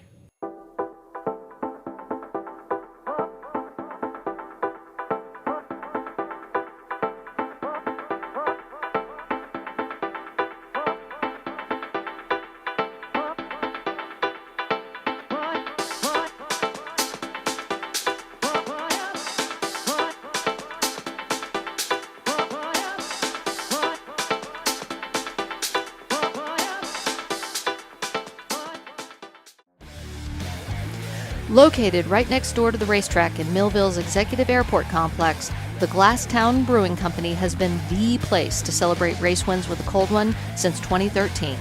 As the only microbrewery here in Cumberland County, Glasstown cans and kegs close to 20 different beers on a rotating basis. Share a flight with friends in. And we're back here at New Jersey Motorsports Park's Thunderbolt Circuit for the Fay Teal Memorial Jersey Devil Majors, part of the 2023 SCCA U.S. Majors Tour. I'm Greg Ginsberg with Brian Donati. And Brian, it's been, about a day and a half coming. I feel like I've been here a week. Seriously, but we are finally ready to conclude the sprint races that we started, about 2 o'clock yesterday afternoon? Yeah, almost 24 hours ago. That's right. 24-hour sprint races. Yes, and want to remind all of our racers we have a mandatory drivers meeting immediately after this race that's about to start. It's going to be at the winner's circle directly next to the tower. So start getting ready. Again, all drivers, we want you to head to the winner's circle directly next to the tower. Going to have a mandatory meeting immediately after this race. And so, Brian, this last race of 6 is Spec Racer Ford Gen 3. Let's take a look at our starters as they're coming down the pit lane now for their pace lap. All right, scheduled supposed to have 20 starters here. Starting in 20th position from Annapolis, Maryland, that's the 7 of Keith Frazier. Starting in the 19th position, the number 47 from New Canaan, Connecticut, that is Kenneth Riley. Starting in 18th from Island Park, New York, the number 18 of Dan Iacovelli. Starting in 17th from Militia Hill, New Jersey, the number 9 of Nick DeMeo. Starting in 16th in the 06 from Marlin, New Jersey, that is Mike Thomas. Starting in the 15th position from Dryden, New York, the 147 of Steven Spano. Starting in 14th from Newfield, Connecticut, that's the number 11 of Thomas Riley. Starting in 13th from Tiverton, Rhode Island, the 66 of Bill Watts. Starting in the 12th position from Swankinsville, Pennsylvania, the number 99 of Stephen Minkin. Starting in 11th from Darien, Connecticut, the 42 of Craig Chase. Starting in the 10th position from Woolwich, New Jersey, the number 25 of Kyle Robertson. Starting in 9th from Princeton, New Jersey, the 2 of Brian Sullivan. Starting in 8th position from Huntington, New York, the number 10 of John Dole. Starting in 7th from Washington, D.C., the number 30 of Mac Harrison. Starting in 6th from Farmington, Connecticut, that's the 55 of Lincoln Young. Starting in the 5th position and the number 56 from Flemington, New Jersey, that's Jason Pintar. Starting in 4th position from Boyds, Maryland, the 155 of Sam Schechter. In the 3rd position from Franklinville, New Jersey, the number 39, good to see him back running, that's Max King. Starting on the front row, in the 2nd position from Greenwich, Connecticut, the number 31 of Joe Calasaco. And starting on the pole from Charlestown, West Virginia, in the 02 is Morgan Burkhart. Yeah, and Brian, obviously no track record is going to be set today, but Burkhart was under the track record by many tenths in qualifying yesterday, and he's already taken a win at the actually Super Tour at Virginia International Raceway in the wet, and he's won a majors race at Summit Point Raceway in the wet as well. As the lights now have been extinguished on the pace car, not from the pace car, but the lights are extinguished on the pace car. We should be going green flag racing this time by, as that beautiful red Ciocca Corvette is bringing the field now around. And of course, as we've been playing the ads here today and on the stream, great opportunity with Toys for Tots in South Jersey region of the SCCA that you can win a Corvette from Ciocca Corvette.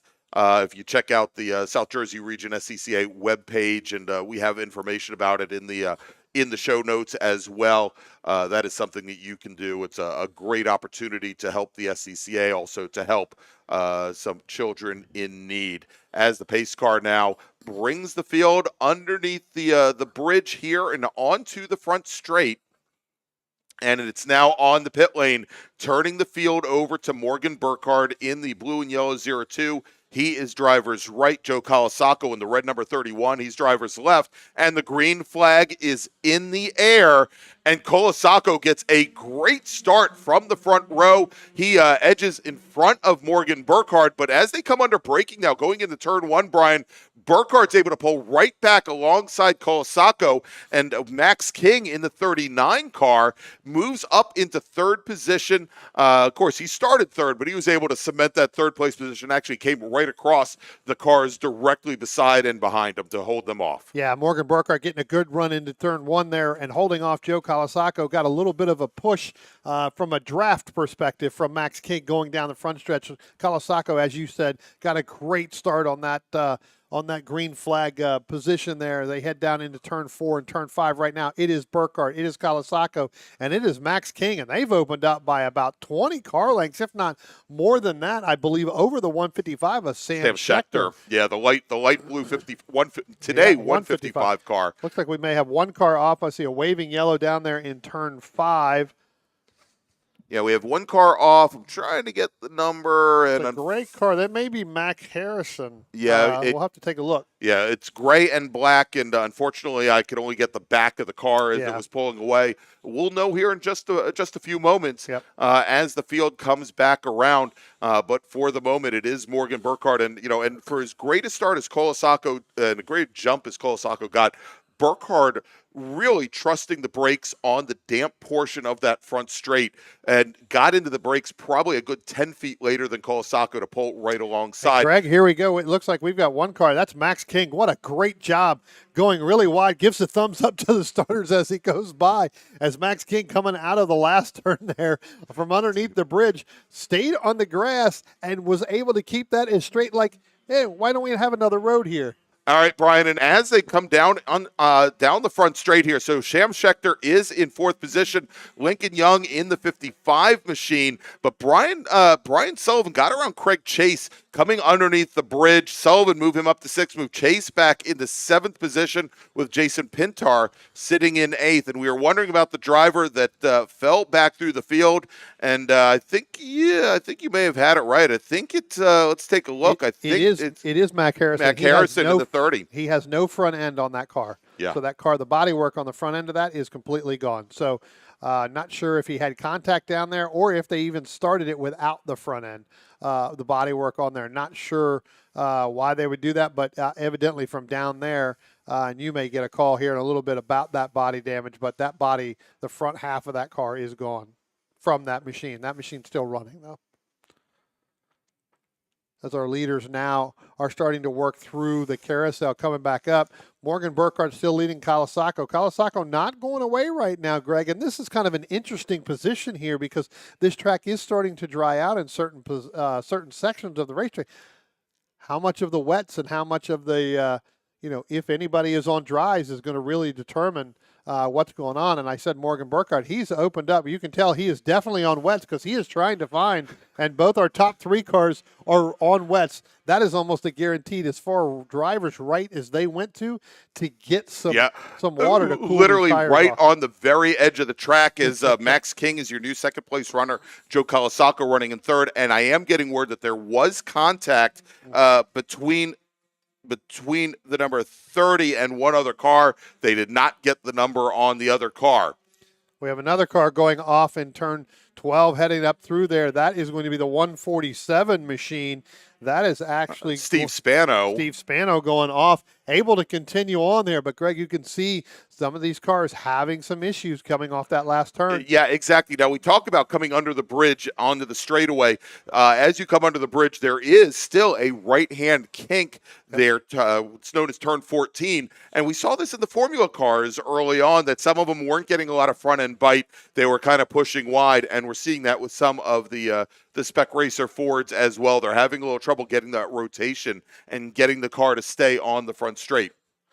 I'm wondering if some of these cars are, went back to the slicks rather than the rain. And that's really where they're having a little bit of an issue there coming out of there because some of those. So it'd be interesting to see because remember, Max King went off the lap before there and was still able to get around Joe Kawasaki as here comes our leader, Morgan Burkhardt, and then Max King. That's about 15 car lengths in between there, and then about another 20 back to Joe Kawasaki. That's your top 3. But you're right, Greg. Look at all of them go all the way back down to driver's right. Kawasaki stays driver's left that lap there. Yeah, and that, Brian, is because at least on the front straight here, there is a huge, a big dry line now. Yes. Driver's left, driver's right, and that wet area on driver's right starting to go away. And a lot of that, the temperatures here are still only around 78, 79 degrees, but it is definitely a problem. We got a battle right now there, and it is Craig Chase putting the screws right now to Sam Schechter in the battle for fourth as Chase comes down the inside, and they were side by side as they came down into turn number 1. It looked like Chase had the run up the hill, though, coming into turn 2. Yeah, it looks like able to make that pass, but they did go side by side all the way down into turn 1, and Sam Schechter really had to give that up because I think Craig Chase had that line going through there, so he had to give that up. If not, I think they probably would have been a little bit of a disaster there. So gave that up quickly and get back in line. All right, great little fight going on. I'm sure this is not where he wanted to have this fight, but Mac Harrison in the 30 machine without the front body work, and Dan Iacovelli in the number 18 machine. That is the battle right now for 18th position. They have been they've been going side by side practically for the last 3 laps. Here comes our overall leaders, Morgan Burkhardt, Max King, and Max is really driven up through there. He had the fastest lap last time by of the session of the race so far. He has gained up now. He is only 0.8 of a second behind Morgan Burkhardt. So, Greg, it's a wonder whether or not Morgan's tires are starting to go away here. And what does Max have on? That's right. And, of course, one advantage that Max has is a lot more seat time here at the Thunderbolt circuit. Yep. Morgan raced here last year in an ITA Honda CRX. He has not raced here in a Spec Racer Ford. He did not run the test day. All he has is those qualifying sessions yesterday under his belt. As we're watching now, we talked about Sam Schechter being under attack from Craig Chase. Well, Brian Sullivan has decided to join the party as well. And those 3 drivers now separated by all of about 2 car lengths. Then we've got John Dole in 7th position in the number 10 car, and Lincoln Young. Lincoln Young having lost the position to Dole. So move Dole up into 7th, move Young back into 8th. And Jason Pintar and Kyle Robertson are right there as well. Yeah, Pintar right on the back gearbox of Lincoln Young and John Dole going through there last time by. So we'll have to see as here comes the Mac Harrison machine, and he has opened up now that gap. So that battle that he did have with the Dan Iacovelli is really going away. It looks like Steven Spano in that 147. We talked about him earlier having some problems. He's dropped all the way back down to 19th. Actually, he's in 20th. All right, Brian. As we're about halfway through this race, wanted to remind all drivers that we have a mandatory drivers meeting here after this race concludes. It's going to be at the winner's circle. So as soon as this Spec Racer Ford Gen 3 race concludes, please head to the winner's circle for a mandatory drivers meeting. Our overall leaders there, our first 3 have gone by the start-finish line. They're probably up into turn 2 right now. And I am waiting for Sam Schechter, Brian Sullivan, and Craig Chase. Because remember, last time by, they were in that heated battle, Greg, going up. Here they come now underneath the bridge. And it looks like Brian Sullivan is going to get ahead of Sam Schechter and Craig Chase as they come out of turn 14 and head down through the start-finish line. Yeah, so now move Harrison back a position, or probably not Harrison, Sam Schechter back a position in the 5th behind Brian Sullivan. Craig Chase in the 42 machine not able to move up, but wow, what a battle. Lincoln Young in the 55 and 8th, Jason Pintar, Kyle Robertson as well. Those 3 drivers all now in the battle for 8th. And it looks like Jason Pintar went really wide into turn 1, got on the brakes a little bit too hard. That car washed up into the left, so now you're going to put Lincoln Young and Kyle Robertson ahead of Jason Pintar. So Pintar is more than likely going to fall back to that 10th position. All right, so far, great run there by, we should also mention Brian Sullivan in the number 2 machine, having a good run for the folks from NBC.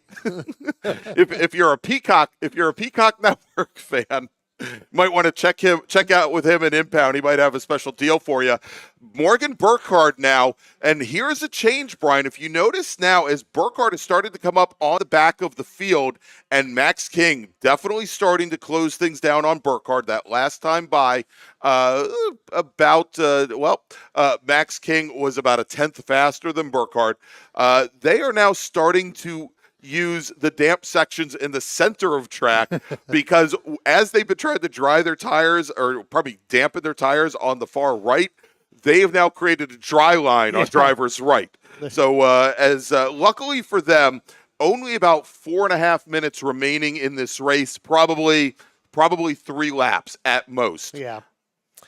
Here comes that Brian Sullivan, Sam Schechter, and Craig Chase battle. They've opened it up just a little bit. Brian Sullivan opening up a gap over Schechter and then Chase by about 1.5, almost 2 seconds from the top. I'm going to drop back here just a little bit more. There goes John Dole. But now you've got the 56 machine, Jason Pintar, Lincoln Young, and then Kyle Robertson. So Pintar is going to get ahead. So it was actually the last time by, I said it was Pintar that went a little bit wide going through one. It was actually Lincoln Young in that 55 machine. See whether or not they're going to be able to, Pintar is going to be able to hold off Young and Robertson on this next lap. All right, and here, Brian, we've got the battle for the lead coming through turn 13, heading towards the bridge. And as they come underneath, the gap is definitely closed down between Morgan Burkhardt and then the second place runner of Max King as they barrel down into turn 1. And again, they're both coming up on some slower traffic. That is going to be to Max King's definite advantage. Yeah, I was going to say Morgan Burkhardt really ended up on the back gearbox there of the Mac Harrison machine in a really bad spot. He really had to get on the brakes just a little bit sooner than I think he wanted to, and that allowed Max King to get right underneath the gearbox there. So we're going to have to see again. Max King, Morgan Burkhardt, teammates in those two doggone racing. So we're going to have to see at what point does Max King look to make that move if Mac Harrison gets out of the way. That's right. And that last time by, Max King resets fast lap, but only ran 1/10 of a second faster than Burkhardt. Is there now? Yeah, I'm sorry, Greg. They just went through almost side by side going through turn 5 right now, headed up into turn 6. And still Morgan Burkhardt going to lead by about a car length over Max King. But Max King got a great run there coming down the hill out of 4 into 5.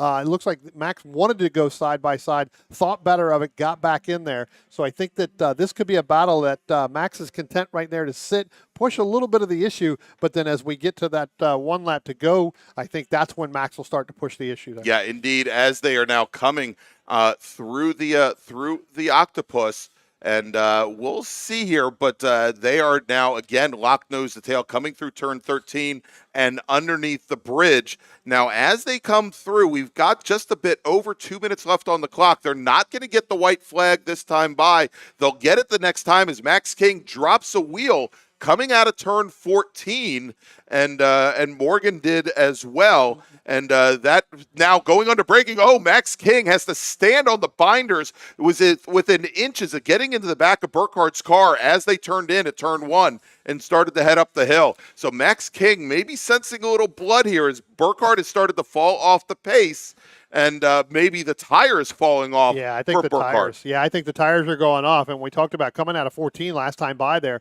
Morgan dropped that left rear off as they head down the hill through turn 4, going in turn 5. They're going to come up on one of the slower cars here. They're going to be able to get underneath that car. That car's going to give them plenty of room. Great job there. It's kind of hard to see that. That is one of the white cars back there. That may be the 9 of Nick DeMeo. DeMeo, I think, exactly. Yeah, I think so. A great job getting way out of the way, knowing they're coming through there. But they're going to end up coming on some traffic as they get through. They got clean traffic, clean racetrack right now. But again, if we get that white flag next time by, Greg, for that one to go, look for Max to make a move. All right, so next time by, our leaders will be getting the white flag signifying one to go. They're coming through the end of the octopus right now, and they'll be making the left-hand bend and onto the straight, and they are locked nose to tail. And I believe we have a new leader, Brian. As they come through 13, I think Max King has gotten around Morgan Burkhardt, and indeed that is the case as they come underneath the bridge and onto the front straight. Burkhardt, he's going to pull drivers right. They are side by side at the line, and Morgan Burkhardt by 0.005 of a second is your leader as they come now under braking going into turn number 1, and we might have a slower car between Burkhardt and King. Mike Thomas got really hard on the brakes, got really far as he could out of the way, let those two battle it out. Max King got right in front of there. Morgan Burkhardt was able to retake that lead going into turn 1, Greg. All right, and so we are now on the last lap here in Spec Racer Ford from New Jersey Motorsports Park's Thunderbolt circuit, and as they barrel down I keep using barrel, but as they go down into turn one, Max King is your leader. He has gotten around Morgan Burkhardt. As they go into turn number 5, they're going to head down over towards the Octopus. They do have a slower car ahead of them, but for the moment, we have the number 39 machine as your new leader. Move Morgan Burkhardt back into second as they now head into the Octopus. And let's take a look here. They are still locked nose to tail.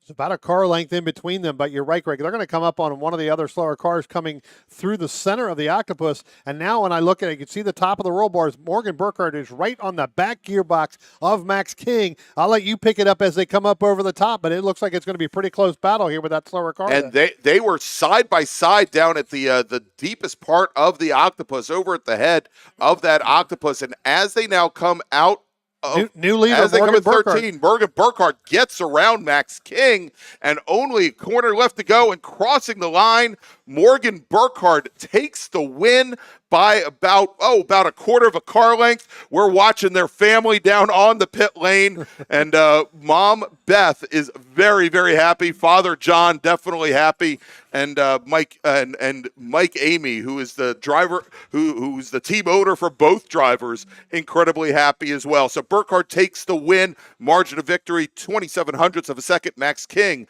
will finish in second. Joe Colasaco, who started on the front row, he will finish third. Brian Sullivan, fourth. Sam Schechter will finish in, well, you know what? I'm not running them down yet because they haven't even finished their race yet. They are still circulating here. And a matter of fact, we're watching this very tight battle. Here comes, coming under the bridge now and onto the front straight. I should just Looks like we have Craig Chase that may have gotten a loose out of there. He was in that battle with Robinson. We got another one. Sam Schechter trying to battle with Brian Sullivan here, but it looks like Brian Sullivan, he's going to pick up fourth place. Yes. Schechter's going to be fifth. Craig Chase got really, really loose there. He's now going to come across the start-finish line, Greg. He's ended up going to finish sixth. Let's take a look at this. John Dole, Pintar, and Kyle Robertson. They're coming up underneath the bridge right now, getting ready to cross the start-finish line, and that looks like that is actually going to be That's the 10 car of John Dole, Yep. who finishes in seventh. Pintar will finish in eighth. Kyle Robertson will finish ninth, and Lincoln Young, who was as high as, I believe, sixth position at one point today, he finishes in 10th, rounds out the top 10. But wow, those last two laps, Brian, as those two kids, and Burkhardt, I think, is 17. Max King is just now, I think, 21 or 22 years old. He's married now, so he's in the older group. Yeah, he's old, married, and hey, now look, great to have Max back. That was definitely one heck of a battle, and I think, as you talked about with Mike, what a great finish to have two of your cars come out of this thing completely clean, both of them battling it all the way out. I think that, when they went around the Mike Thomas 06 machine, Mike got really far out of the way, knew those guys were going to be battling. What a great move by Mike Thomas there to get out of the way. Yeah. And I think Morgan just was able to get a better run coming out of turn one and turn two on that second to last lap. That helped him get in front, but Max King said, I'm not going away. Exactly. All right, so Brian, time for we make one more housekeeping announcement here. Attention in the paddock. Mandatory drivers meeting for all drivers at the winner's circle. Going to be starting in just a few moments. So again, mandatory drivers meeting for all drivers here today. It's going to be held at the winner's circle directly next to the tower. It's going to be starting in just a few moments. If you could please make your way there. Again, all drivers, please start heading to the winner's circle. All right, so Brian, as we start wrapping things up here for the morning, and we'll have hopefully we'll have some more information. We're supposedly breaking for lunch right now. We're going to take a little bit of a break. We'll come back, and hopefully we'll have a little bit more information for you on how the rest of the day is going to move on. I have a feeling that all-hands drivers meeting, well, that probably is going to have a lot to do with what's going to happen. So we will let you know in just a few moments, but we do know that we're breaking for lunch. So we're going to put an approximate start time here. It is 1:25 right now. We're going to say 2:30. As an approximate restart time. That may change just a little bit, but what we want to do is we want to thank some of our partners and sponsors, and we'll see you right after lunch. Thanks so much for joining us here this morning from New Jersey Motorsports Park's Thunderbolt Circuit for the Fay Teal Memorial Jersey Devil Majors. We'll see you in about an hour. What does it take to be America's largest Corvette dealer? At Ciocca, it starts with our premier selection of new and certified Corvettes on the lot or custom ordered, with new vehicles arriving every day. Add in the country's most experienced team of specialists to help you find the perfect ride, along with the confidence that you're doing business with a company that shares your passion for excellence. Find out more at CioccaCorvette.com, or better yet, Come to America's largest Corvette dealership, Ciocca Corvette in Atlantic City.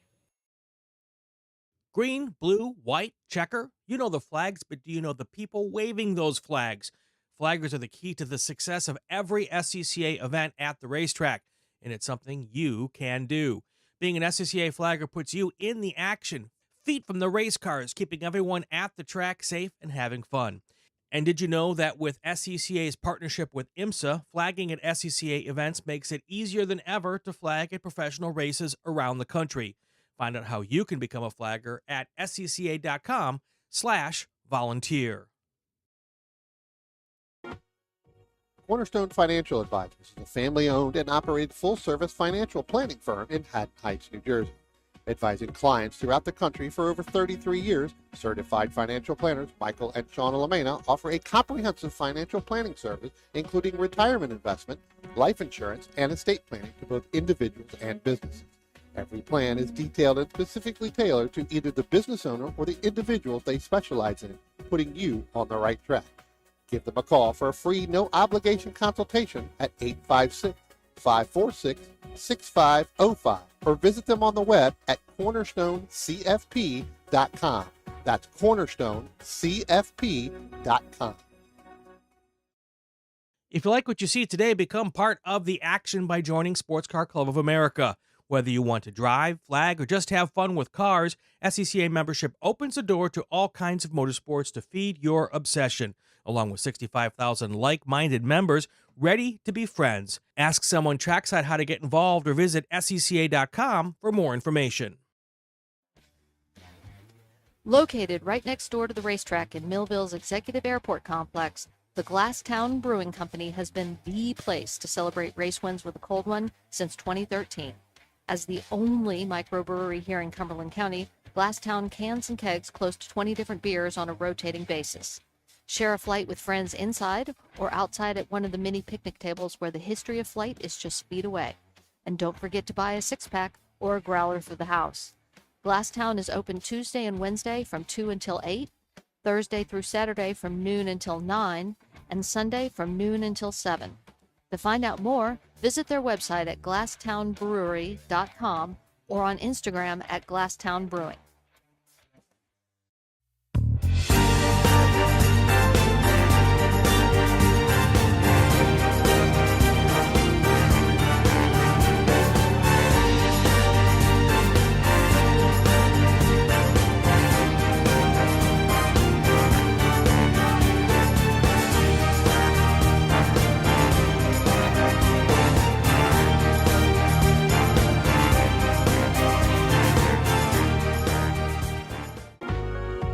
Cornerstone Financial Advisors is a family-owned and operated full-service financial planning firm in Haddon Heights, New Jersey. Advising clients throughout the country for over 33 years, certified financial planners Michael and Shauna Lamena offer a comprehensive financial planning service, including retirement investment, life insurance, and estate planning to both individuals and businesses. Every plan is detailed and specifically tailored to either the business owner or the individuals they specialize in, putting you on the right track. Give them a call for a free, no-obligation consultation at 856-546-6505 or visit them on the web at cornerstonecfp.com. That's cornerstonecfp.com.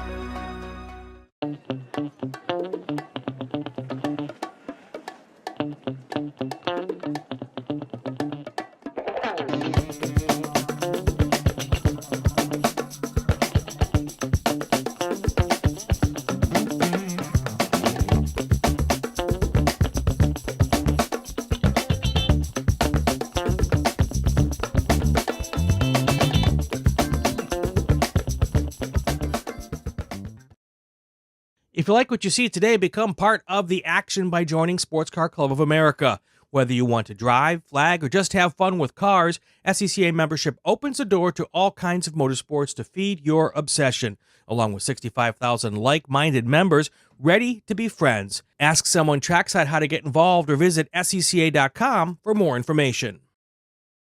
What does it take to be America's largest Corvette dealer? At Ciocca, it starts with our premier selection of new and certified Corvettes on the lot or custom ordered with new vehicles arriving every day. Add in the country's most experienced team of specialists to help you find the perfect ride, along with the confidence that you're doing business with a company that shares your passion for excellence. Find out more at CioccaCorvette.com, or better yet, Come to America's largest Corvette dealership, Ciocca Corvette in Atlantic City.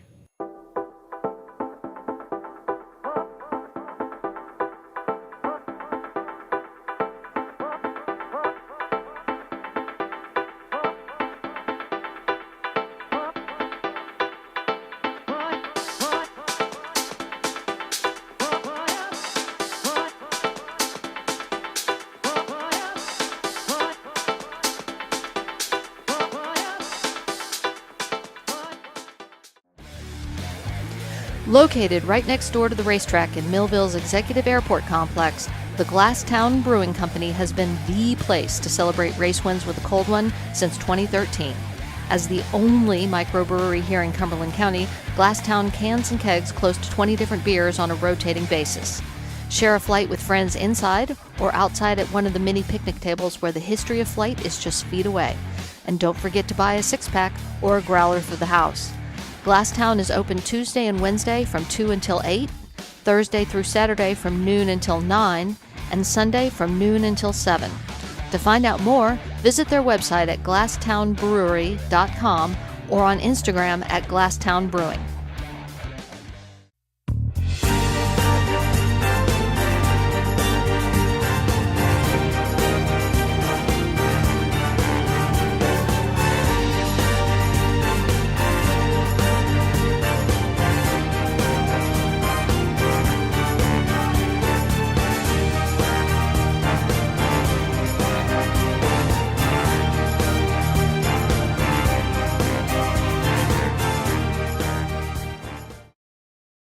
Green, blue, white, checker. You know the flags, but do you know the people waving those flags?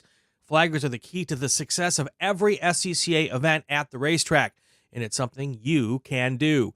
Being an SCCA flagger puts you in the action, feet from the race cars, keeping everyone at the track safe and having fun. And did you know that with SCCA's partnership with IMSA, flagging at SCCA events makes it easier than ever to flag at professional races around the country? Find out how you can become a flagger at scca.com/volunteer.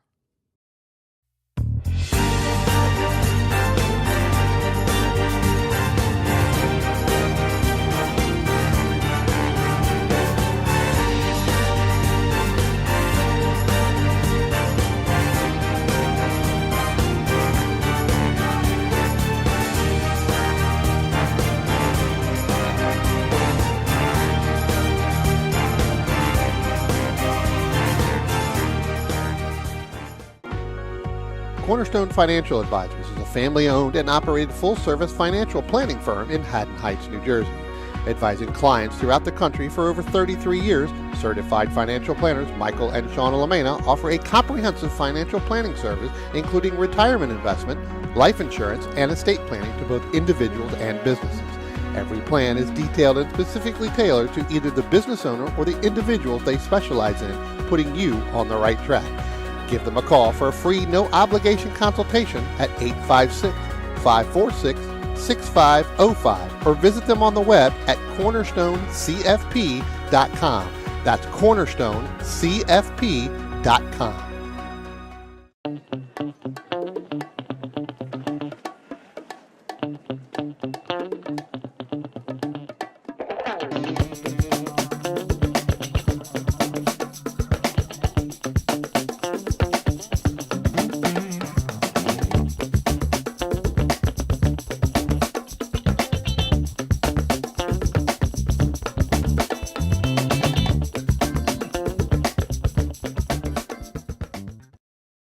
If you like what you see today, become part of the action by joining Sports Car Club of America. Whether you want to drive, flag, or just have fun with cars, SCCA membership opens the door to all kinds of motorsports to feed your obsession, along with 65,000 like-minded members ready to be friends. Ask someone trackside how to get involved or visit SCCA.com for more information.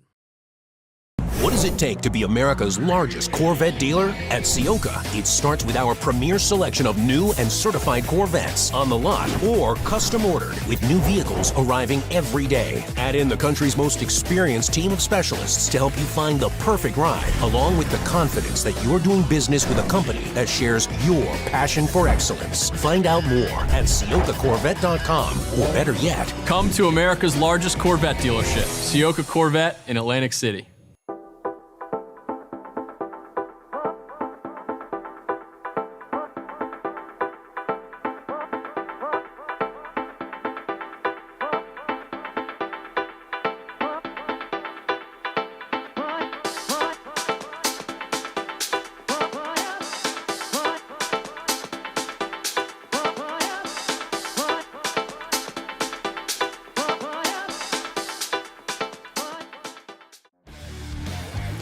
Located right next door to the racetrack in Millville's Executive Airport Complex, the Glasstown Brewing Company has been the place to celebrate race wins with a cold one since 2013. As the only microbrewery here in Cumberland County, Glasstown cans and kegs close to 20 different beers on a rotating basis. Share a flight with friends inside or outside at one of the mini picnic tables where the history of flight is just feet away. And don't forget to buy a six-pack or a growler for the house. Glasstown is open Tuesday and Wednesday from 2 until 8, Thursday through Saturday from noon until 9, and Sunday from noon until 7. To find out more, visit their website at glasstownbrewery.com or on Instagram at Glasstown Brewing.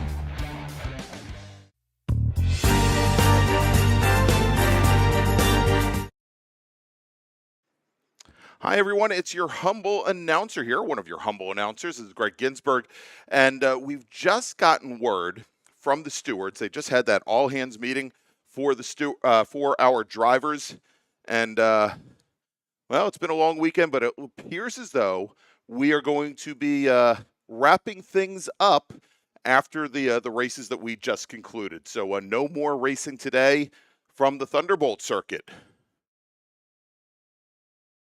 And so my understanding for our racers is they will, of course, receive the points for the races that they have just completed. And I'm still not 100% clear on this, but it sounds as though they will be getting points points for the second race based on their starting position, what they would be gridded for the second race of the weekend. But again, we are going to be wrapping things up here from New Jersey Motorsports Park. And we want to thank you all for sticking with us in what has been very difficult conditions here over the course of the weekend. A lot of lightning from the Thunderbolt circuit. Hopefully, we won't have so much lightning when we come back. But make sure to join Brian Donati and me next weekend, where we're hoping for some sun. We're going to be at beautiful Summit Point Raceway in Summit Point, West Virginia next weekend. And then we'll have the Mars Labor Day double. You can see there the schedule. 3 more races at Summit Point, and then we're going to wrap the season up October 20th through 22nd at the New Jersey Motorsports Park Lightning Circuit. Hopefully no lightning there in the fall, but that should be the rest of the schedule for the year. So, of course, want to thank all of our volunteers who have stood on corners, who have worked in registration, who have been in our stewarding crew, our scrutineers, everybody here. I don't want to miss anybody. Our timing and scoring team as well. And they have done a yeoman's job this weekend in battling all the weather and all the changes that have been thrown at the team. So want to thank them. Want to thank our wonderful and gracious host of the South Jersey region of the Sports Car Club of America. And until next week, we will see you. Have a wonderful week, and we'll see you from Summit Point Raceway.